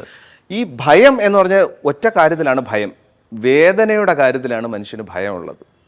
ഒന്നുകിൽ അത് മനസ്സിൻ്റെ വേദന അല്ലെങ്കിൽ ശരീരത്തിൻ്റെ വേദന. ഇതിലാണ് നമ്മുടെ ഭയം ഒളിച്ചിരിക്കുന്നത്. ആലോചിച്ച് നോക്കുകയാണെങ്കിൽ അതിനെ നമ്മൾ ഡൈസെക്റ്റ് ചെയ്ത് നോക്കുകയാണെങ്കിൽ, അനലൈസ് ചെയ്ത് നമുക്ക് മനസ്സിലാക്കാൻ വേണ്ടി പറ്റും. ഒന്നുകിൽ നമുക്കൊരു ഫിസിക്കൽ പെയിൻ നമ്മൾ എപ്പോഴും ഭയപ്പെടുന്നു, അല്ലെങ്കിൽ മെൻ്റലി പെയിൻ വരാതിരിക്കാൻ നമ്മൾ പല സർക്കസും കാണിക്കുന്നു. ഇത് രണ്ടും ഇതിനെ ഓവർകം ചെയ്യുന്നത് എങ്ങനെയാണെന്ന് വെച്ച് കഴിഞ്ഞാൽ റെഗുലർ പ്രാക്ടീസിലൂടെ നമുക്ക് അതിലേക്ക് എത്താൻ പറ്റുള്ളൂ. മനസ്സിന് ശരീരത്തിനെ പോലെ തന്നെ ഒരു പ്രാക്ടീസ് ആവശ്യമുണ്ട്. നമ്മളിപ്പോൾ ഡിസ്ട്രാക്ഷൻസ് ആണ് പ്രാക്ടീസ് ചെയ്യുന്ന ലോകത്തിൽ. പക്ഷേ അതേസമയം ഫോക്കസ് ചെയ്യാൻ നമ്മുടെ വിദ്യാഭ്യാസ സമ്പ്രദായം പഠിപ്പിക്കുന്നില്ല. നമ്മളെപ്പോഴും പറയുമല്ലോ, നിനക്കൊരു ശ്രദ്ധയില്ല, നീ ശ്രദ്ധിച്ച് പഠിക്കണം എന്നൊക്കെ പറഞ്ഞ് അധ്യാപകരും അച്ഛനും അമ്മയൊക്കെ വഴക്ക് പറയും. പക്ഷെ എങ്ങനെ ശ്രദ്ധിക്കണമെന്ന് ഇതുവരെ പഠിപ്പിച്ചിട്ടില്ല. അപ്പം നമ്മൾ കളരി ചെയ്യുന്നത് എന്താണെന്ന് വെച്ച് കഴിഞ്ഞാൽ, നമ്മൾ ഗ്രാജുവലി ഈ പെയിൻ, ഇപ്പം നമ്മൾ കൈപ്പോരുകൾ ചെയ്യുന്നു, അപ്പം എന്തായാലും അങ്ങോട്ടും ഇങ്ങോട്ടും ആൾക്കാർ ഹിറ്റ് ചെയ്ത് നോക്കുമല്ലോ. അപ്പോൾ ആദ്യം ഭയങ്കര വേദന നമുക്ക് അനുഭവപ്പെടും. അപ്പോൾ ഗ്രാജുവലി നമ്മൾ ആ പ്രാക്ടീസിലൂടെ ആ വേദനയെ ഓവർകം ചെയ്യുകയാണ് കുറച്ച് സമയം കൊണ്ട്. അപ്പോൾ ഒരു നിരന്തരമായിട്ടുള്ള പരിശീലനം കൊണ്ട് തന്നെ ഇനി ഏതൊരു ഹിറ്റ് വന്നാലും നമുക്ക് ബ്ലോക്ക് ചെയ്യാൻ പറ്റും എന്നുള്ളൊരു കോൺഫിഡൻസ് ബിൽഡ് ആവുകയാണ്. അപ്പോൾ ആ റേഞ്ച് ഓഫ് ഫിയർ നമ്മൾ കുറച്ചുകൂടെ മുകളിലെത്തി. പിന്നെ നമ്മൾ കോൾത്താരികൾ, അതായത് സ്റ്റിക്ക് ഫൈറ്റ്സിലേക്കൊക്കെ പോകുമ്പോൾ ചിലപ്പോൾ നമുക്ക് സ്റ്റിക്ക് കൊണ്ടുള്ള ഹിറ്റ്സ് വരാം. അതിനെയും നമ്മൾ ഗ്രാജുവലി ഓവർകം ചെയ്യും. അത് കഴിഞ്ഞ് ആയുധങ്ങളിലേക്ക് വരും. ഇപ്പം നമുക്കറിയാം, ഇവിടെ പ്രാക്ടീസ് ചെയ്യുന്ന സമയത്ത് എല്ലാ കളരി അഭ്യാസികൾക്ക് എപ്പോഴെങ്കിലും കട്ട്സ് ഒന്ന് സ്റ്റിച്ച് ഇടുന്ന സാഹചര്യങ്ങളുണ്ട്. അത് സ്വാഭാവികമാണ്. അപ്പം നമ്മൾ അതിനെ അങ്ങനെ ആ ഫിയറിനെ ഓവർകം ചെയ്താണ് മാർഷൽ ആർട്ടിസ്റ്റ് ഒരു കമ്പോസ്ഡ് ആയിട്ടുള്ള ആളായിട്ട് മാറുന്നത്. ഈ വേദനകളെ അദ്ദേഹം തരണം ചെയ്തു, മാനസികമായ വേദനകളെയും. അപ്പോൾ ഒരു സെറ്റിൽഡ് മൈൻഡാണ് വരുന്നത്. എപ്പോഴും നമ്മൾ മനസ്സിലാക്കേണ്ടത്, ഒരിക്കലും ഒരു സിറ്റുവേഷനിൽ പാനിക് ആവാതെ കാം ക്വയറ്റ് ആയിട്ട് കാര്യങ്ങൾ കൈകാര്യം ചെയ്യാൻ പറ്റുന്ന ഒരു പ്രൊഫൗണ്ട് ലൈഫ് സ്റ്റൈലാണ് കളരി. അക്കാര്യത്തിൽ ആശങ്ക വേണ്ട. അതാണ് എത്ര വർഷം വേണം ഒരു കളരി ഒന്ന് നമുക്കൊരു നല്ല രീതിയിൽ മനസ്സിലാക്കി എടുക്കണമെങ്കിൽ? നിരന്തര പഠനമാണെങ്കിലും നിരന്തര പഠനം എപ്പോഴും ഗുരുക്കന്മാർ പറയുന്നത് 12 വർഷങ്ങളെന്നൊക്കെയാണ്. പക്ഷേ ഒരു കുട്ടിയുടെ അതിനോടുള്ള പാഷനാണ്. നമുക്കത് കൃത്യമായി ഡിഫൈൻ ചെയ്യാൻ പറ്റാത്ത ഇയേഴ്സാണ്. ഇപ്പം ഞാനൊരു കാര്യം പഠിക്കുമ്പോൾ ഞാൻ കൊടുക്കുന്ന അർപ്പണം, ഞാൻ എത്ര സമയം അതിലേക്ക് ഞാൻ സ്പെൻഡ് ചെയ്യണം എന്നുള്ള എൻ്റെ ആഗ്രഹം, ഇങ്ങനെ അതിൽ നിന്നാണ് ഒരു സ്റ്റുഡൻറ്റും നോളജും ഫോമായി വരുന്നത്. നമ്മുടെ നോർമൽ കളരി പെർഫോമൻസുകളിലേക്കോ ഈ പറയുന്ന സോഡ് ആൻഡ് ഷീൽഡിലേക്കോ ഒക്കെ എത്താനായിട്ട് ഒരു 4-5 ഇയേഴ്സ് സമയം കൊണ്ട് നമുക്ക് എത്തിക്കാൻ വേണ്ടി പറ്റും.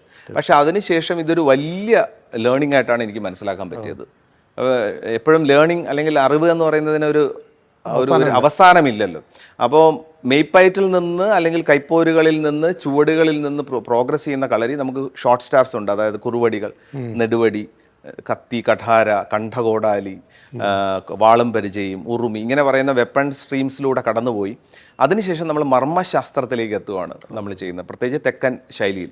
അല്ല, പണ്ടൊക്കെ ഈ വിരൽ ചൂണ്ടി നിർത്തും എന്ന് പറഞ്ഞിട്ടുണ്ട്, ഇപ്പോഴും ഉണ്ടോ അത്? അതായത് ഇപ്പം അത് പ്രാക്ടീസ് ചെയ്യുന്ന ആൾക്കാരുടെ എണ്ണം കുറവാണ്. പക്ഷേ എങ്കിലും നമ്മുടെ തെക്കൻ മുറകളിൽ പ്രത്യേകിച്ച് പടുവർമ്മങ്ങളെന്നും തൊടുവർമ്മങ്ങളെന്നും മെയ്തീണ്ടാക്കാലമെന്നും ഒക്കെ എക്സ്പ്ലെയിൻ ചെയ്യുന്നുണ്ട്. പടുവർമ്മങ്ങൾ എന്ന് പറഞ്ഞാൽ വളരെ ഫെയ്റ്റൽ ആയിട്ടുള്ള പോയിന്റ്സ്, തൊടുവർമ്മങ്ങൾ നമുക്ക് ഇതുപോലെ സർവൈവൽ പോയിന്റ്സ് എന്ന് പറയാം. ആരെങ്കിലും ഹിറ്റ് ചെയ്താൽ നമുക്ക് രക്ഷപ്പെടാനുള്ള സ്പേസസ് ആയിട്ട് പറയും. പിന്നെ മെയ്തീണ്ടാക്കാലം എന്ന് പറയുന്ന ഒരു കോൺസെപ്റ്റിനെ കുറിച്ച് എക്സ്പ്ലെയിൻ ചെയ്യുന്നുണ്ട്. അഗസ്ത്യരുടെ ഇപ്പോൾ ഞാൻ മർമ്മക്കണ്ണാടി എന്ന് പറയുന്ന അഗസ്ത്യരുടെ 500 പാടലുകൾ ട്രാൻസ്ലേറ്റ് ചെയ്തിരുന്നു. നമ്മുടെ നാഷണൽ എഡ്യൂക്കേഷൻ പോളിസിയുടെ ആനുവൽ മീറ്റിങ്ങിൽ വെച്ച് ആ പുസ്തകം റിലീസ് ചെയ്തു. അപ്പോൾ അഗസ്ത്യരുടെയും 18 സിദ്ധന്മാരുടെയും ഒരുപാട് മർമ്മശാസ്ത്രത്തെക്കുറിച്ചുള്ള ഒരുപാട് ഗ്രന്ഥങ്ങളുണ്ട്. ഇതിലെല്ലാം ആവർത്തിച്ച് നമുക്ക് ഈ മെയ്തീണ്ടാക്കാലത്തിനെ കുറിച്ച് നമുക്ക് കാണാൻ വേണ്ടി പറ്റും. പക്ഷെ അത് പ്രാക്ടീസ് ചെയ്യുന്നവരും പെർഫെക്റ്റായിട്ട് കാണിക്കാൻ പറ്റുന്നവരും എത്രത്തോളം ഉണ്ടെന്ന് ചോദിച്ചാൽ, ഈ വിരൽ ചൂണ്ടി നിർത്തുമ്പോൾ എന്താണ് എതിരാളിയുടെ എന്തിനാണ് നിശബ്ദമാക്കുന്നത്? ബേസിക്കലി വിൽ പവർ ആണ് എനിക്കതിൽ മനസ്സിലാക്കാൻ പറ്റും. മനസ്സുകൊണ്ട് കീഴടക്കും. അതെ, തീർച്ചയായിട്ടും അതാണ്. ഇപ്പൊ നമ്മൾ ആനയെ ചൂണ്ടി ഇരുത്തുന്ന പാപ്പാമാരെ കണ്ടിട്ടുണ്ടല്ലോ. ആനയുടെ സൈസും ആനയുടെ ശക്തിയും, പക്ഷെ അയാളുടെ വിൽ പവറിന്റെ മുന്നിലാണ് നിൽക്കുന്നത്. അപ്പോൾ ഒരു സ്പിരിച്വൽ പ്രോസസ്സ് പോലാണ് ഇരിക്കുന്നത്, ഒരു ആധ്യാത്മിക പ്രോസസ്സാണ്. അൾട്ടിമേറ്റ്ലി അതൊരു സൈക്കോളജിക്കൽ ഡിഫെൻഡിങ് ആണ്. ഇപ്പൊ മഹേഷ്, ട്രെയിനേഴ്സിനെ, അതായത് കുട്ടികളെ അഭ്യസിപ്പിക്കുന്നതിനോടൊപ്പം തന്നെ ഒരുപാട് പരിശീലകരെ അഭ്യസിപ്പിക്കുന്നുണ്ട്. അതെ, പ്രധാനമായിട്ടും അതായത് എൻ്റെ ഒരു അക്കാഡമിക് ലേണിംഗ് ഒക്കെ വെച്ചിട്ടും ഞാൻ എന്ത് ചെയ്തതെന്ന് വെച്ച് കഴിഞ്ഞാൽ, ഒരു 6 വർഷം മുമ്പ് ഒരു സ്ട്രക്ചേർഡ് ആയിട്ടുള്ള ടീച്ചേഴ്സ് ട്രെയിനിങ് പ്രോഗ്രാം ഉണ്ടാക്കിയെടുത്തു. ടീച്ചേഴ്സ് ട്രെയിനിങ് പ്രോഗ്രാം എന്ന് പറയുന്നതിന് ഒരു പ്രോപ്പർ സിലബസ്, അതിലൂടെ അവർ പ്രോഗ്രസ് ചെയ്യാൻ ഏതാണ്ട് 1 വർഷം നീണ്ടു നിൽക്കുന്ന ഒരു ടീച്ചേഴ്സ് ട്രെയിനിങ് പ്രോഗ്രാമിലൂടെ നിരവധി ട്രെയിനേഴ്സിനെ ബിൽഡ് ചെയ്തു. അപ്പോൾ നമ്മൾ ആലോചിക്കുന്നത് കളരിപ്പയറ്റ് ഇനി ഒരു കരിയറായിട്ട് എങ്ങനെ കൊണ്ടുവരാം എന്നുള്ളതാണ്. കാരണം ഇതിൻ്റെ സാധ്യതകൾ ഒരുപാട് കൂടി വരുന്നു. അപ്പോൾ ഒരുപാട് ട്രെയിനേഴ്സിൻ്റെ, പ്രൊഫഷണൽ ട്രെയിനേഴ്സിൻ്റെ ആവശ്യം ഉണ്ട്. അതിലൊരു തൊഴിൽ സാധ്യത കൂടുന്നു, വളരെയധികം സാധ്യത കൂടും. കാരണം നമുക്ക് അത്തരത്തിൽ ഇപ്പോൾ ഇരിക്കുന്ന ഗുരുക്കന്മാരെയും പിന്നെ ഈ പറയുന്ന സ്റ്റുഡൻസിനെയും എല്ലാം അത്തരത്തിൽ അവരെ സപ്പോർട്ട് ചെയ്യുന്ന ഒരു സിസ്റ്റം ഉണ്ടായി വന്നാൽ ഒരു പക്ഷേ കളരിപ്പയറ്റിന്റെ സാധ്യത ഇനിയും ഒരുപാട് കൂടി വരും എന്ന് നമുക്ക് മനസ്സിലാക്കാം. നമ്മുടെ പാഠ്യ സമ്പ്രദായത്തിൽ അത് ഉൾപ്പെടുത്തേണ്ട സമയം വൈകിയല്ലേ? തീർച്ചയായിട്ടും ഉൾപ്പെടുത്തേണ്ട സമയം കഴിഞ്ഞിരിക്കുന്നു. കാരണം ഞാൻ നേരത്തെ പറഞ്ഞ സ്റ്റഡി വെച്ച് നമ്മൾ നോക്കിയണം തന്നെ കുട്ടികളിലെ resilience, confidence, fearlessness, self esteem, അതോടൊപ്പം ഷാർപ്പ് ഫോക്കസ്, പിന്നെ അവർക്ക് ജീവിതത്തെ അഭിമുഖീകരിക്കാനുള്ള ഒരു ധൈര്യം, വാറിയർ സ്പിരിറ്റ്. ഈ വാറിയർ സ്പിരിറ്റിൻ്റെ പ്രത്യേകത, വാറിയർ എന്ന് പറയുന്നത്, യോദ്ധാവ് എന്ന് പറയുന്ന ആൾ എപ്പോഴും സമൂഹത്തിന് വേണ്ടി നിലനിൽക്കുന്ന ആളാണ്. അദ്ദേഹം മരിക്കുന്നതും സമൂഹത്തിന് വേണ്ടിയാണ്, ജീവിക്കുന്നതും സമൂഹത്തിന് വേണ്ടിയാണ് ഒരു യോദ്ധാവ്. അപ്പോൾ ആ വാറിയർ സ്പിരിറ്റ് ഉണ്ടെങ്കിൽ എപ്പോഴും ലീഡേഴ്സ് ഉണ്ടായി വരും, നേതാക്കൾ ഉണ്ടായി വരും. ആ നേതാക്കൾക്ക് ഒരു സമൂഹത്തിനെ നല്ല രീതിയിൽ ഗൈഡ് ചെയ്യാൻ പറ്റും. മനസ്സിലായില്ലേ? അപ്പോൾ അത്തരത്തിലൊരു വാറിയർ സ്പിരിറ്റ് ഇന്ത്യയിൽ മൊത്തം ഉണ്ടായി വരണമെന്നാണ് ഞാൻ ആഗ്രഹിക്കുന്നത്. ശരിക്കും ഒരു യോദ്ധാവിന്റെ ആയുധം മനസ്സാണ്. തീർച്ചയായിട്ടും മനം കണ്ണാവണം എന്നൊക്കെ പറയാറുണ്ട്. അതെ, ശങ്കരാചാര്യർ തന്നെ ഒരിക്കൽ ഒരു ഗ്രൂപ്പിനോട് ചോദിച്ചു, ജഗം ജിതം കേന, who will conquer the world? ആരാണ് ഈ ലോകത്തിനെ കീഴടക്കുന്നത്? എന്നിട്ട് അദ്ദേഹം മറുപടി പറഞ്ഞു, മനോഹിയേന, those who conquer the mind will conquer the world. മനസ്സിനെ കീഴടക്കുന്നവരായിരിക്കും ലോകം കീഴടക്കും. ഉറപ്പായിട്ടും അല്ലേ? അതെ. ഇപ്പോൾ ഒരു കോമൺ ക്വസ്റ്റ്യൻ ആണ്, ഈ കളരി അഭ്യാസമൊക്കെ ഹൃദിസ്ഥമാക്കിയ ഒരാൾ ഒരു സംഘർഷ സ്ഥലത്ത് എത്തുമ്പോൾ അത് പ്രയോഗിക്കാൻ നോക്കുമോ, അതോ ഇതിൽ അർത്ഥമില്ല എന്ന് പറഞ്ഞ് നിസ്സംഗനായി മടങ്ങുമോ? 2 കാര്യങ്ങളാണ്. സാഹചര്യം വളരെ ഇമ്പോർട്ടൻ്റ് ആണ്. ഏത് സാഹചര്യത്തിലാണ് നമ്മൾ പോയി നിൽക്കുന്നത്, ഏത് തരത്തിലുള്ള സിറ്റുവേഷനെയാണ് നമ്മൾ ഹാൻഡിൽ ചെയ്യേണ്ടത്. ഈ ഒരു അനാലിസിസ് എന്ന് പറയുന്ന ഒരു ഫ്രാക്ഷൻ ഓഫ് സെക്കൻഡിൽ എടുക്കേണ്ട അനാലിസിസ് ആണ്. ഒരു സിറ്റുവേഷൻ എപ്പോഴും ഇങ്ങനെ ഫ്ലാഷ് മൊമെൻറ്റിലാണ് ഹാപ്പൻ ചെയ്യുന്നത്. ഒരു നിമിഷം കൊണ്ടെടുക്കേണ്ട ഒരു സാഹചര്യമാണ്. അപ്പോൾ ആ നിമിഷത്തിൽ നമ്മുടെ മൈൻഡ് അതിനനുസരിച്ച് ഓറിയൻ്റ് ആവണം, ആക്റ്റ് ആവണം. ഈ സിറ്റുവേഷനിൽ നമ്മൾ ഇടപെടേണ്ടതുണ്ടോ ഇല്ലയോ എന്നുള്ള തീരുമാനം ഒരു സ്ട്രോങ് ഒരു വിൽ പവറിലേക്ക് എടുക്കാൻ പറ്റിയാൽ നമുക്ക് ചില സാഹചര്യങ്ങളിൽ ഇടപെടാം, ചിലതിൽ നിന്ന് ഒഴിഞ്ഞു പോകണം. എല്ലായിടത്തും പഠിക്കുന്ന ആൾക്കാർ നല്ലൊരു പങ്കും നല്ല രീതിയിലായിരിക്കും പോകുന്നത്. എന്നാൽ ഇത് മറ്റുള്ളവരിൽ പ്രയോഗിക്കാമെന്ന് ചിന്തിക്കുന്ന ആൾക്കാരും ഉണ്ടോ? കളരി ശിക്ഷിതമായിട്ട് പഠിക്കുന്ന ആരും അതിന് ശ്രമിക്കില്ല. കാരണം എൻ്റെ ഓർമ്മയിൽ നമ്മൾ പണ്ട് കളരികളിൽ അഭ്യസിക്കാൻ വരുന്ന സമയത്ത് ഈ പഠനം നിൻ്റെ സർവൈവലിന് വേണ്ടിയിട്ട്, നീ കുറച്ചുകൂടി അപ്ലിഫ്റ്റ് ആവാൻ വേണ്ടിയിട്ട്, പ്രൊഫൗണ്ട്നെസ്സിന് വേണ്ടിയിട്ടാണ് പഠിക്കുന്നതെന്നും ഇത് മറ്റൊരാളിന് നേരെ ഉപയോഗിക്കാൻ പാടില്ല എന്നും നമ്മൾ ശപഥം പ്രതിജ്ഞയൊക്കെ എടുക്കാറുണ്ടായിരുന്നു പണ്ടത്തെ കളരികളിൽ. ഇപ്പോഴും ചില കളരികളിൽ അത് നടക്കുന്നുണ്ട്. അത് മറ്റാരെയും ഉപദ്രവിക്കാനല്ല എന്നുള്ളൊരു കോൺസെപ്റ്റാണ്. ആരെയും ഉപദ്രവിക്കാനല്ല നമ്മൾ കളരി പഠിക്കുന്നത്, സ്വയം പ്രതിരോധിക്കാം. സ്വയം പ്രതിരോധിക്കാൻ്റെ സാഹചര്യം വന്നാൽ സ്വയം പ്രതിരോധിക്കാം. ഞാൻ നേരത്തെ പറഞ്ഞതുപോലെ അതൊരു പ്രൊഫൗണ്ട് ലൈഫ് സ്റ്റൈലാണ്. നമ്മുടെ ശരീരത്തിൻ്റെ മനസ്സിൻ്റെ എല്ലാ സാധ്യതകളും നമ്മുടെ ശരീരത്തിൻ്റെയും മനസ്സിൻ്റെയും എല്ലാ സാധ്യതകളെയും എക്സ്പ്ലോർ ചെയ്ത് നോക്കുകയാണ്. ഇപ്പോൾ കളരിയിൽ വരുന്ന ഒരാൾ ആദ്യം ഒരു ചെറിയ ഉയരത്തിൽ ചാടുന്നു, അല്ലെങ്കിൽ അയാൾക്ക് ഫ്ലെക്സിബിലിറ്റി കുറവാണ്. കുറച്ച് സമയങ്ങൾ കൊണ്ട് അദ്ദേഹത്തിൻ്റെ ഫ്ലെക്സിബിലിറ്റിയും ഈ പറയുന്ന കപ്പാസിറ്റീസും എല്ലാം ഇമ്പ്രൂവ് ആവുന്നു, മനസ്സ് ഫോക്കസ്ഡ് ആവുന്നു. അപ്പോൾ സാധാരണ ലെവൽ ഓഫ് മനുഷ്യനിൽ നിന്ന് എലിവേറ്റ് ആവാനുള്ള ഒരു പ്രോസസ്സാണ്. സ്പിരിച്വലി, ഇമോഷണലി, മെൻ്റലി, ഫിസിക്കലി, ഈ 4 രീതിയിൽ നമുക്ക് ഇവോൾവ് ചെയ്യാനുള്ള സാധ്യതയാണ്. ഇപ്പോൾ ഈ കളരിയുമായി ബന്ധപ്പെട്ടാണ് ഈ മർമ്മ ചികിത്സ. അതെ, അത് നമ്മൾ പ്രാക്ടീസ് ചെയ്യുന്നുണ്ടോ? അതോ മർമ്മ ചികിത്സയുമായി ബന്ധപ്പെട്ട അല്ലെങ്കിൽ സിദ്ധവൈദ്യവുമായിട്ടൊക്കെ ബന്ധപ്പെട്ട ഒരുപാടധികം നോളജ് നമുക്കുണ്ട്, അറിവുകൾ നമുക്കുണ്ട്. അത് നല്ല രീതിയിൽ പ്രാക്ടീസ് ചെയ്യുന്നവരുമുണ്ട്, അതിനെ ദുരുപയോഗപ്പെടുത്തുന്ന ആൾക്കാരുണ്ട്. അപ്പോൾ എനിക്ക് പറയാനുള്ളത് ഇതിനെ ഒരു സിസ്റ്റമാറ്റിക് പഠനത്തിലൂടെ കൂടുതൽ റിസർച്ചിലൂടെ ഇതിനെ നമുക്ക് അക്സെപ്റ്റബിൾ ആക്കാൻ പറ്റുമോ, അതായത് ഈ സമൂഹത്തിലേക്ക് അതിനെ എത്തിക്കാൻ പറ്റുമോ എന്നുള്ള രീതിയിലുള്ള ഒരു സ്റ്റാൻഡർഡൈസേഷൻ നമ്മൾ ഇനിയും ചെയ്യേണ്ടതായിട്ടുണ്ട്. കൂടുതൽ റിസർച്ചുകൾ അതിൻ്റെ പിറകിൽ നടക്കേണ്ടതായിട്ടുണ്ട്. അതിനൊരു സിസ്റ്റം, ഇപ്പോൾ ഫോർ എക്സാമ്പിൾ നമ്മളിപ്പോൾ ഏത് വൈദ്യ സിസ്റ്റവും ഇവോൾവ് ചെയ്ത് വരുന്നത് പോലെ ഒരാളിന് മറ്റൊരാളിനെ ചികിത്സിക്കണമെങ്കിൽ അവൻ എത്ര സമയം അതിൻ്റെ പഠനം നടത്തണമെന്നുള്ളത് വളരെ ഇമ്പോർട്ടൻ്റ് ആയിട്ടുള്ളൊരു കാര്യമാണ്. ഒരു കാര്യത്തിൽ ആഴത്തിൽ എത്രത്തോളം പഠിക്കണം, എത്ര എക്സ്പീരിയൻസ് എടുക്കണം. അപ്പോൾ ഇതിൽ നമ്മൾ കാണുന്ന രണ്ട് കാര്യങ്ങൾ, വളരെ അനുഭവ സമ്പത്തുള്ള ഒരുപാട് ഗുരുക്കന്മാർ ചികിത്സാ പദ്ധതിയുമായിട്ട് മുന്നോട്ട് വന്നിട്ടുണ്ട്. ഒരുപാട് ചികിത്സകരായിട്ടുണ്ട്. അത് വളരെ എഫക്റ്റീവായിട്ടുള്ള ചികിത്സകൾ, അത്ഭുതകരമായിട്ടുള്ള റിസൾട്ടുകൾ കൊടുക്കുന്ന ഗുരുക്കന്മാരുണ്ട്. പക്ഷേ അതേസമയം അതിൽ ഒരു വിഭാഗം ആൾക്കാർ കുറച്ച് സമയം എന്തെങ്കിലും ഒന്ന് പഠിച്ചുകൊണ്ട് ഇമീഡിയറ്റ്ലി വൈദ്യന്മാരാവാൻ ശ്രമിക്കുന്നവരാണ് പലപ്പോഴും പ്രശ്നം ഉണ്ടാക്കുന്നത്.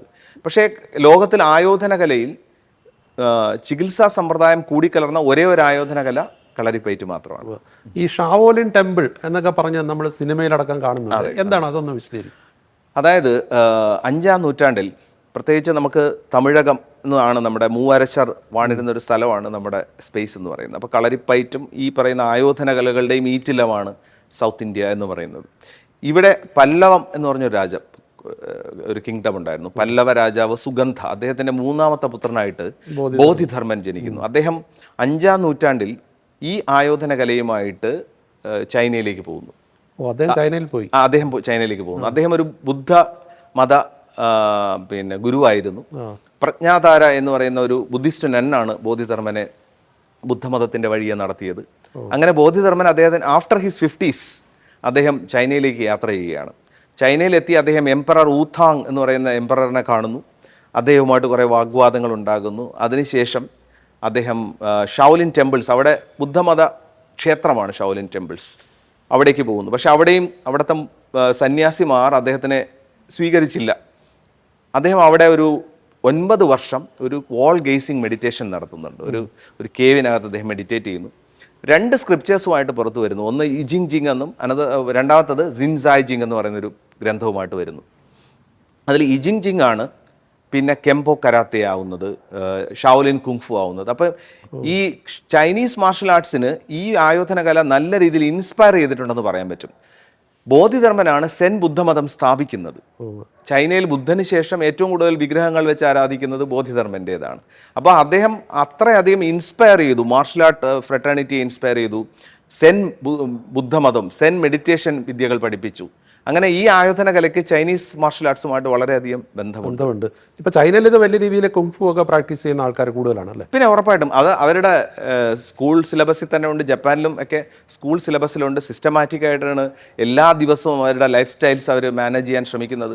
അതുകൊണ്ട് തന്നെ നമുക്കറിയാം ജപ്പാനിൽ ഏറ്റവും കൂടുതൽ ലൈഫ് സ്പാനുള്ള ആൾക്കാരുള്ളത് ജപ്പാനിലാണെന്ന് കേട്ടിട്ടുണ്ട്. ഇപ്പോൾ ബോധിധർമ്മൻ ഇന്ന് ഇക്കാലത്തേക്ക് വരുമ്പോൾ ഇപ്പോൾ കേരളത്തിലുള്ളവരുടെ, ഇപ്പോൾ ഇനി ഇത് മാറി വരും, പക്ഷേ എന്നാലും കേരളത്തിലുള്ളവരെക്കാട്ടിൽ കൂടുതൽ ഇപ്പോഴും ഈ കളരി പഠിക്കാൻ താല്പര്യം കാണിക്കുന്നത് വിദേശികളല്ലേ? ഇപ്പോൾ ഇവിടെ തന്നെ ഇഷ്ടംപോലെ വിദേശികൾ പഠിക്കുന്നുണ്ട്. അതെ നമ്മൾ ആദ്യം മനസ്സിലാക്കേണ്ടത് നമുക്ക്, പക്ഷേ ഇപ്പോൾ എനിക്ക് തോന്നുന്നു ആ സിനാറിയോ കുറച്ച് മാറിയിട്ടുണ്ട്. കേരളത്തിൽ ഒരുപാട് വിദ്യാർത്ഥികൾ കളരിപ്പയറ്റ് പഠിക്കണമെന്നും അതിനെ കൂടുതൽ ആഴത്തിൽ അറിയണമെന്നും ആഗ്രഹിച്ചുകൊണ്ട് യങ്സ്റ്റേഴ്സിൻ്റെ ഇടയിൽ നിന്നൊരു വലിയ മൂവ്മെൻറ്റ് വന്നിട്ടുണ്ട്. കേരള കളരിപ്പയറ്റ് അസോസിയേഷൻ നല്ല രീതിയിലുള്ള പ്രവർത്തനങ്ങൾ കാഴ്ചവെക്കുന്നുണ്ട്. അതുമാത്രമല്ല കളരിപ്പയറ്റിനെ നാഷണൽ ഗെയിംസ് വരെ എത്തിക്കാനായിട്ട് സോമൻ ഗുരുക്കൾക്ക് കഴിഞ്ഞിട്ടുണ്ട്. പൂന്തുറ സോമൻ, അദ്ദേഹം വളരെ റീസെൻ്റ് ആയിട്ട് അദ്ദേഹം മരിച്ചുപോയി. പക്ഷേ അദ്ദേഹം നാഷണൽ ഗെയിംസിലേക്ക് കളരിപ്പയറ്റിനെ എത്തിക്കാനായുള്ള പരിശ്രമങ്ങൾ നടന്നു. അപ്പോൾ ദേശീയ തലത്തിൽ കളരിപ്പയറ്റിനൊരു ഗ്ലോറി ഉണ്ടായിക്കൊണ്ടിരിക്കുന്ന ഒരു സമയമാണ്. അപ്പോൾ ആ സമയത്ത് നമ്മൾ മനസ്സിലാക്കേണ്ടത് ഇന്ത്യയിൽ ആകമാനം കളരി അഭ്യാസികൾ ഉയർന്നു വരുന്നുണ്ട്. കൂടുതൽ പഠിക്കണമെന്ന് ആഗ്രഹിക്കുന്നവർ വരുന്നുണ്ട്. അത് നല്ലൊരു മൂവ്മെൻറ്റ് എനിക്ക് തോന്നുന്നു ഈ സമയം വന്നിട്ടുണ്ട്. അപ്പോൾ അത് ഒരു വളരെ പ്രധാനപ്പെട്ട കാര്യമാണ്. എനിക്കതിലൊരു പോസിറ്റീവായിട്ടുള്ള ഒരു അപ്രോച്ചാണ്. കാരണം നമ്മളിവിടെ കളരികളിൽ, ഇവിടെ മാത്രമല്ല കേരളത്തിൽ ആകമാനമുള്ള കളരികളിലെ പുതിയ വിദ്യാർത്ഥികളുടെ എണ്ണം വളരെ കൂടുതലാണ്. അപ്പോൾ 4ാമത്തെ വയസ്സിലാണ് ഇത് അച്ഛൻ്റെ ഒപ്പം പരിശീലനം തുടങ്ങിയത്. അത് ഇതിലോട്ടുള്ള ഒരു ആഭിമുഖ്യം എങ്ങനെയാണ് കൂടി വന്നത്? ഏറ്റവും പ്രധാനപ്പെട്ട കാര്യം, ഞാൻ മാധ്യമരംഗത്തും വളരെ വ്യക്തിമുദ്ര പതിപ്പിച്ച ഒരാളാണ്. നല്ല ഇത് ഡോക്യുമെന്ററികളൊക്കെ പ്രൊഡ്യൂസ് ചെയ്തിട്ടുള്ള ആളാണ്. അതെ. അപ്പോൾ ഏറ്റവും പ്രധാനപ്പെട്ട കാര്യം ഇവിടെ ജനിച്ചു എന്നുള്ളതാണ് ഏറ്റവും പ്രധാനപ്പെട്ട ഒരു കാര്യം ഞാൻ ഇതിലേക്ക് വരാനുള്ളത്. കാരണം 4 വയസ്സ് കഴിഞ്ഞപ്പോൾ തന്നെ ഇവിടെ എല്ലാ ദിവസവും പരിശീലനം നടക്കുന്നുണ്ട്. പിന്നെ അച്ഛനെ കാണാനായിട്ട് ഒരുപാട് ഹീലിങ്ങിന് വേണ്ടിയിട്ട് ക്യൂറിങ്ങിനായിട്ട് ആൾക്കാർ വരുന്നുണ്ട്.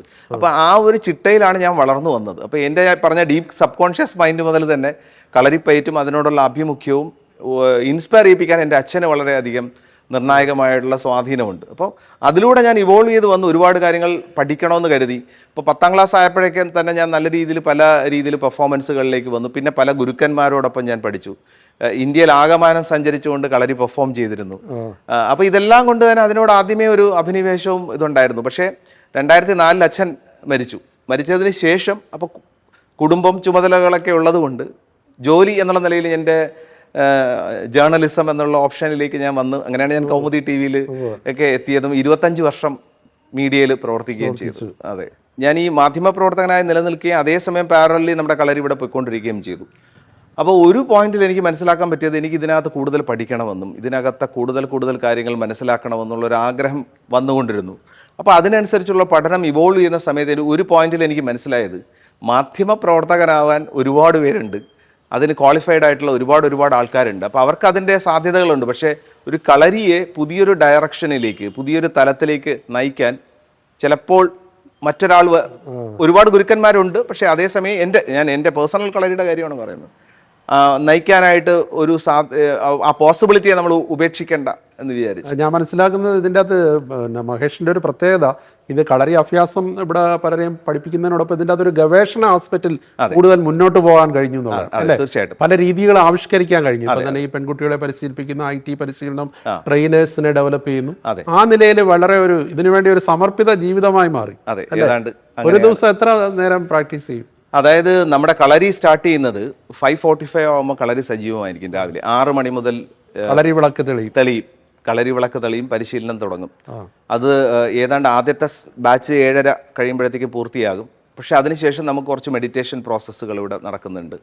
പിന്നെ നമ്മുടെ റെസിഡൻഷ്യൽ ട്രെയിനിങ് 8 മണി മുതൽ 9:30 വരെ നടക്കുന്നുണ്ട്. അപ്പോൾ ഇപ്പോൾ ഏതാണ്ട് 45ഓളം പേര് ഇവിടെ സ്റ്റേ ചെയ്യുന്നുണ്ട്. അപ്പോൾ 9:30 വരെ നമ്മുടെ മോർണിംഗ് സെഷൻ പോകും.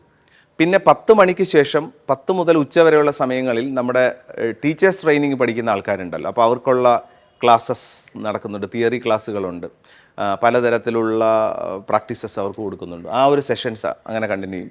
പിന്നെ വൈകുന്നേരം 4:30-ക്ക് ശേഷം രാത്രി 9:30-10 മണി വരെയും സജീവമാണ് കളരി. നിരന്തര പരിശീലനം ഇതിന് ആവശ്യമാണ്. 100%. അനഭ്യസ്ത വിഷം വിദ്യ എന്ന് പറഞ്ഞൊരു വാക്ക് നമ്മൾ പറയാറുണ്ട്. അനഭ്യസ്ത വിഷം വിദ്യ എന്ന് പറഞ്ഞാൽ എനിക്ക് കളരി അറിയാമെന്ന് പറയുന്നതിൽ കാര്യമില്ല, ഇപ്പം ഞാൻ പരിശീലിക്കുന്നുണ്ടോ ഇല്ല എന്നുള്ളിടത്താണ് കാര്യം. ഈ സമയം പ്രാക്ടീസ് ചെയ്യുന്നുണ്ടെങ്കിൽ മാത്രമാണ് എനിക്കത് യൂസ് ചെയ്യാൻ പറ്റുക. അതെ, ഇപ്പം ഇത് മാത്രമല്ല, ഏത് ജോലിയായാലും ഏത് പാഷൻ ആണെങ്കിലും നിങ്ങൾ ഇപ്പം അത് പ്രാക്ടീസ് ചെയ്യുന്നുണ്ടെങ്കിൽ മാത്രമാണ്, നിങ്ങൾ അപ്ഡേറ്റഡ് ആയിരിക്കുമ്പോഴാണ് അത് യൂസ്ഫുൾ ആവുന്നത്. ഒരു കുസൃതി ചോദ്യമാണ്.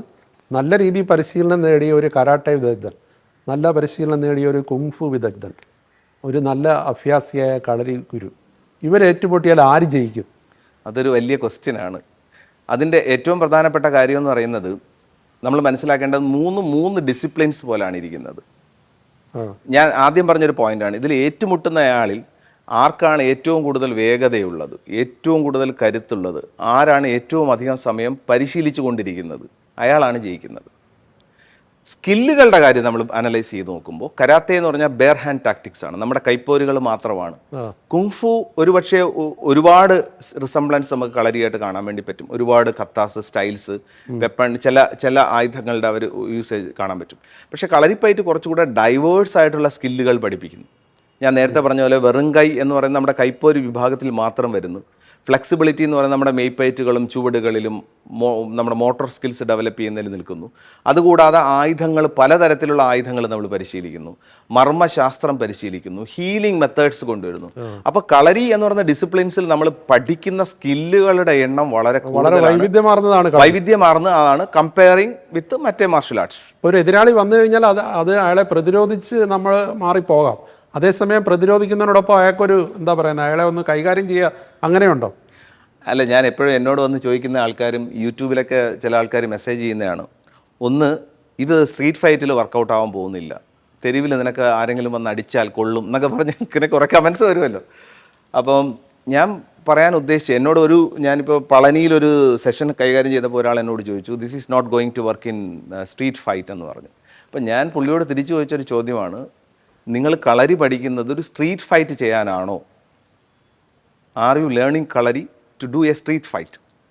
നിങ്ങൾ സ്ട്രീറ്റ് ഫൈറ്റ് ചെയ്യാനാണെങ്കിൽ കളരിപ്പയറ്റ് പഠിക്കരുത്, നിങ്ങൾ ഡയറക്റ്റായിട്ട് പോയി സ്ട്രീറ്റ് ഫൈറ്റ് ചെയ്യുക. കാര്യം ലോകത്തിൽ സ്ട്രീറ്റ് ഫൈറ്റ് ചെയ്തിരിക്കുന്ന ആരും ഒരു അഭ്യാസവും പഠിച്ചവരല്ല. അവർ ഒരുപക്ഷെ ഒരു വെട്ടുകത്തി എടുക്കുന്നു, നേരിട്ട് പോകുന്നു, അടി കൂടുന്നു, ബഹളം വയ്ക്കുന്നു. അവരൊരു ശിക്ഷിതമായ ആയോധനകലാ സിസ്റ്റത്തിലൂടെ കടന്നു വന്ന ആൾക്കാരല്ല സ്ട്രീറ്റ് ഫൈറ്റ് ചെയ്യുന്നത്.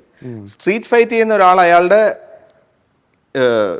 ഇതിനെ ഡീഗ്രേഡും കൂടെ ചെയ്യുകയാണ്. അയാളുടെ ജീവിത നിലവാരത്തിനെയും പെർഫോമൻസിനെയും ഡീഗ്രേഡ് ചെയ്യുന്ന ഒരാൾ കൂടെയാണ്. ഇമോഷണലി അയാൾ ബാലൻസ്ഡ് ആയിട്ടുള്ള ഒരാളല്ല.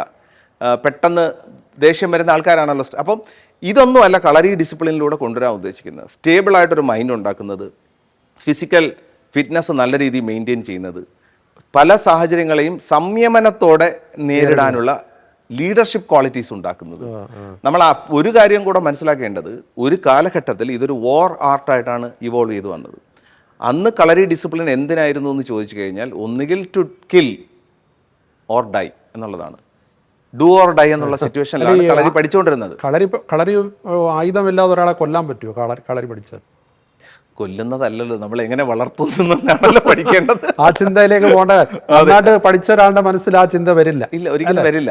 പക്ഷേ ഞാൻ പറയാൻ വന്നത്, നമുക്ക് ചെറുത്ത് നിൽപ്പുകൾ ഇപ്പം നമ്മൾ സമാധാനമായിട്ട് ഇങ്ങനെ ഇരിക്കുന്നതിൻ്റെ ഒരു റീസൺ, ഇപ്പോൾ ഇരിക്കുന്നതിൻ്റെ റീസൺ വാറിയർ സ്പിരിറ്റാണ്. അതിൻ്റെ റീസൺ ഞാൻ പറയും. ഇപ്പോൾ ബോർഡറിലൊരു യുദ്ധത്തിൻ്റെ നിഴലുണ്ട്, പക്ഷേ ഇന്ത്യൻ സൈനികർ അവിടെ വലിയൊരു പ്രതിരോധ നിര തീർത്തിരിക്കുന്നത് കൊണ്ടാണ് നമ്മളിവിടെ സമാധാനമായിട്ടിരിക്കുന്നത്. അപ്പം നമ്മുടെ സമാധാനത്തിൻ്റെ ഒരു റീസൺ ഇന്ത്യൻ സോൾജേഴ്സിനാണ്. അവർക്ക് വലിയൊരു കൈയടി കൊടുക്കേണ്ട കാര്യമാണ്. കാര്യം എന്ന് പറഞ്ഞാൽ അവരുടെ പ്രതിരോധത്തിൽ, അവരുടെ വാറിയർ സ്പിരിറ്റിലാണ് നമ്മൾ സേഫായിട്ടിരിക്കുന്നത്. ഇന്ത്യയിലേക്ക് എപ്പോഴൊക്കെ അധിനിവേശങ്ങൾ വന്നു, അന്നെല്ലാം കളരി അഭ്യാസികൾ ഈ പ്രതിരോധം തീർത്തിരുന്നു. അതായത് 1700-കളിൽ കൊളച്ചൽ യുദ്ധം നടക്കുന്ന സമയത്ത് മാർത്താണ്ഡവർമ്മയെ കളരി അഭ്യാസികളാണ് സപ്പോർട്ട് ചെയ്തുകൊണ്ട് ഡച്ച് ഈസ്റ്റ് ഇന്ത്യ കമ്പനിയെ പരാജയപ്പെടുത്തുകയും ഡെലനോയെ പോലുള്ള ഒരു വലിയ കപ്പിത്താനെ ക്യാപ്ചർ ചെയ്യാനൊക്കെ ചെയ്ത യുദ്ധം. 1804-ൽ ബ്രിട്ടീഷിനെതിരെ നടന്ന കോട്ടയത്ത് വാർ, കേരളവർമ്മ പഴശ്ശിരാജയുടെ വാർ, അതിലൂടെ ബ്രിട്ടീഷ് കളരിപ്പയറ്റിനെ ബാൻ ചെയ്തു. അതിൻ്റെ റീസൺ എന്താണെന്ന് ചോദിച്ചു കഴിഞ്ഞാൽ, വെല്ലസ്ലി പ്രഭുവാണ് ഇത് ബാൻ ചെയ്തിരിക്കുന്നത്. നമ്മൾ ആലോചിക്കണം, വെല്ലസ്ലി പ്രഭു നെപ്പോളിയൻ ബോണപ്പാർട്ടിനെയും ടിപ്പു സുൽത്താനെയും വധിച്ച ആളാണ്. ആ വെല്ലസ്ലി പ്രഭുവിനെ പോലും കേരളത്തിലെ കളരി അഭ്യാസികൾ ഒന്ന് വിരട്ടിയിരുന്നു. കാര്യം അതുകൊണ്ടാണ് അദ്ദേഹം 1804-ൽ കളരി ബാൻ ചെയ്തത്. ആ കളരി ബാൻ ചെയ്തത് ഒരു അപജയത്തിന് കാരണമായി. കളരി ഇല്ലീഗലായിരുന്നു ഏതാണ്ട് 100 വർഷം. സ്വതന്ത്രാനന്തര ഭാരതത്തിൽ പോലും ഇത് ലീഗലാണോ ഇല്ലീഗലാണോ എന്നുള്ളതിൽ ഒരു കൺഫ്യൂഷൻ നിലനിന്നിരുന്നു. അപ്പോൾ അതെല്ലാം മാറി. ഇപ്പൊ ആ പുതിയ കാലഘട്ടത്തിലേക്ക് ഇത് ഏറ്റവും കൂടുതൽ കേരളത്തിന്റെ സംസ്കാരമായിട്ട് ഉയർന്നു വരാൻ തുടങ്ങി. നമ്മൾ തിരിച്ചു പോവാണ്. അപ്പൊ അതിന് തിരിച്ചൊരു പുനർജീവനം വന്നുകൊണ്ടിരിക്കുന്ന ഒരു സമയമാണ്. കുടുംബം ഭാര്യ പ്രിയയും അഗസ്ത്യത്തോടൊപ്പം തന്നെ ഉണ്ട്. അദ്ദേഹം ഒരു അഡ്വക്കേറ്റാണ്. 2 മക്കളാണ്. ഒന്ന് സൂര്യൻ, 2 ദക്ഷ. പിന്നെ പഠിക്കുന്നുണ്ട്. പിന്നെ എൻ്റെ അമ്മ എന്നോടൊപ്പം ഉണ്ട്. അനുജനും അനുജന്റെ വൈഫും ഉണ്ട്. ഇപ്പം മഹേഷിൽ നിന്ന് കേരളം മറ്റൊരു കാര്യം കൂടെ പ്രതീക്ഷിക്കുന്നുണ്ട്. ഇപ്പം കൗമുദി TV തന്നെ പ്രൊഡ്യൂസ് ചെയ്ത ശ്രീനാരായണ ഗുരുവിൻ്റെ ജീവിതകഥ പറഞ്ഞ മഹാഗുരു സംവിധാനം ചെയ്ത മഹേഷായിരുന്നു. അതിന് 5 സംസ്ഥാന അവാർഡുകൾ കിട്ടി. അന്നേരം മഹേഷിൻ്റെ ഒരു സിനിമ, അത് കാളിയൻ, എനിക്ക് തോന്നുന്നു പൃഥ്വിരാജ് അഭിനയിക്കുന്ന സിനിമ നേരത്തെ അനൗൺസ് ചെയ്തതാണ്. അതിൻ്റെ ഇപ്പോഴത്തെ സ്ഥിതി എന്താണ്? അത് വീണ്ടും നമ്മൾ പ്രീ പ്രൊഡക്ഷനിലേക്ക് വന്നു. ഇടയ്ക്ക് കുറച്ച് ഡിലേ വന്നത് പല കാരണങ്ങൾ കൊണ്ടൊരു ഡിലേ ഉണ്ടായിരുന്നു. പക്ഷേ നമ്മൾ തിരിച്ച് പ്രീ പ്രൊഡക്ഷനിലേക്ക് വന്നിട്ടുണ്ട്. ഏതായാലും 2026 കാളിയൻ്റെ വർഷമായിരിക്കും. വളരെ സന്തോഷം സംസാരിച്ചതിൽ. കൂടുതൽ ലോക അംഗീകാരങ്ങളിലേക്ക് പോകട്ടെ. എല്ലാ ആശംസകളും. Thank you so much.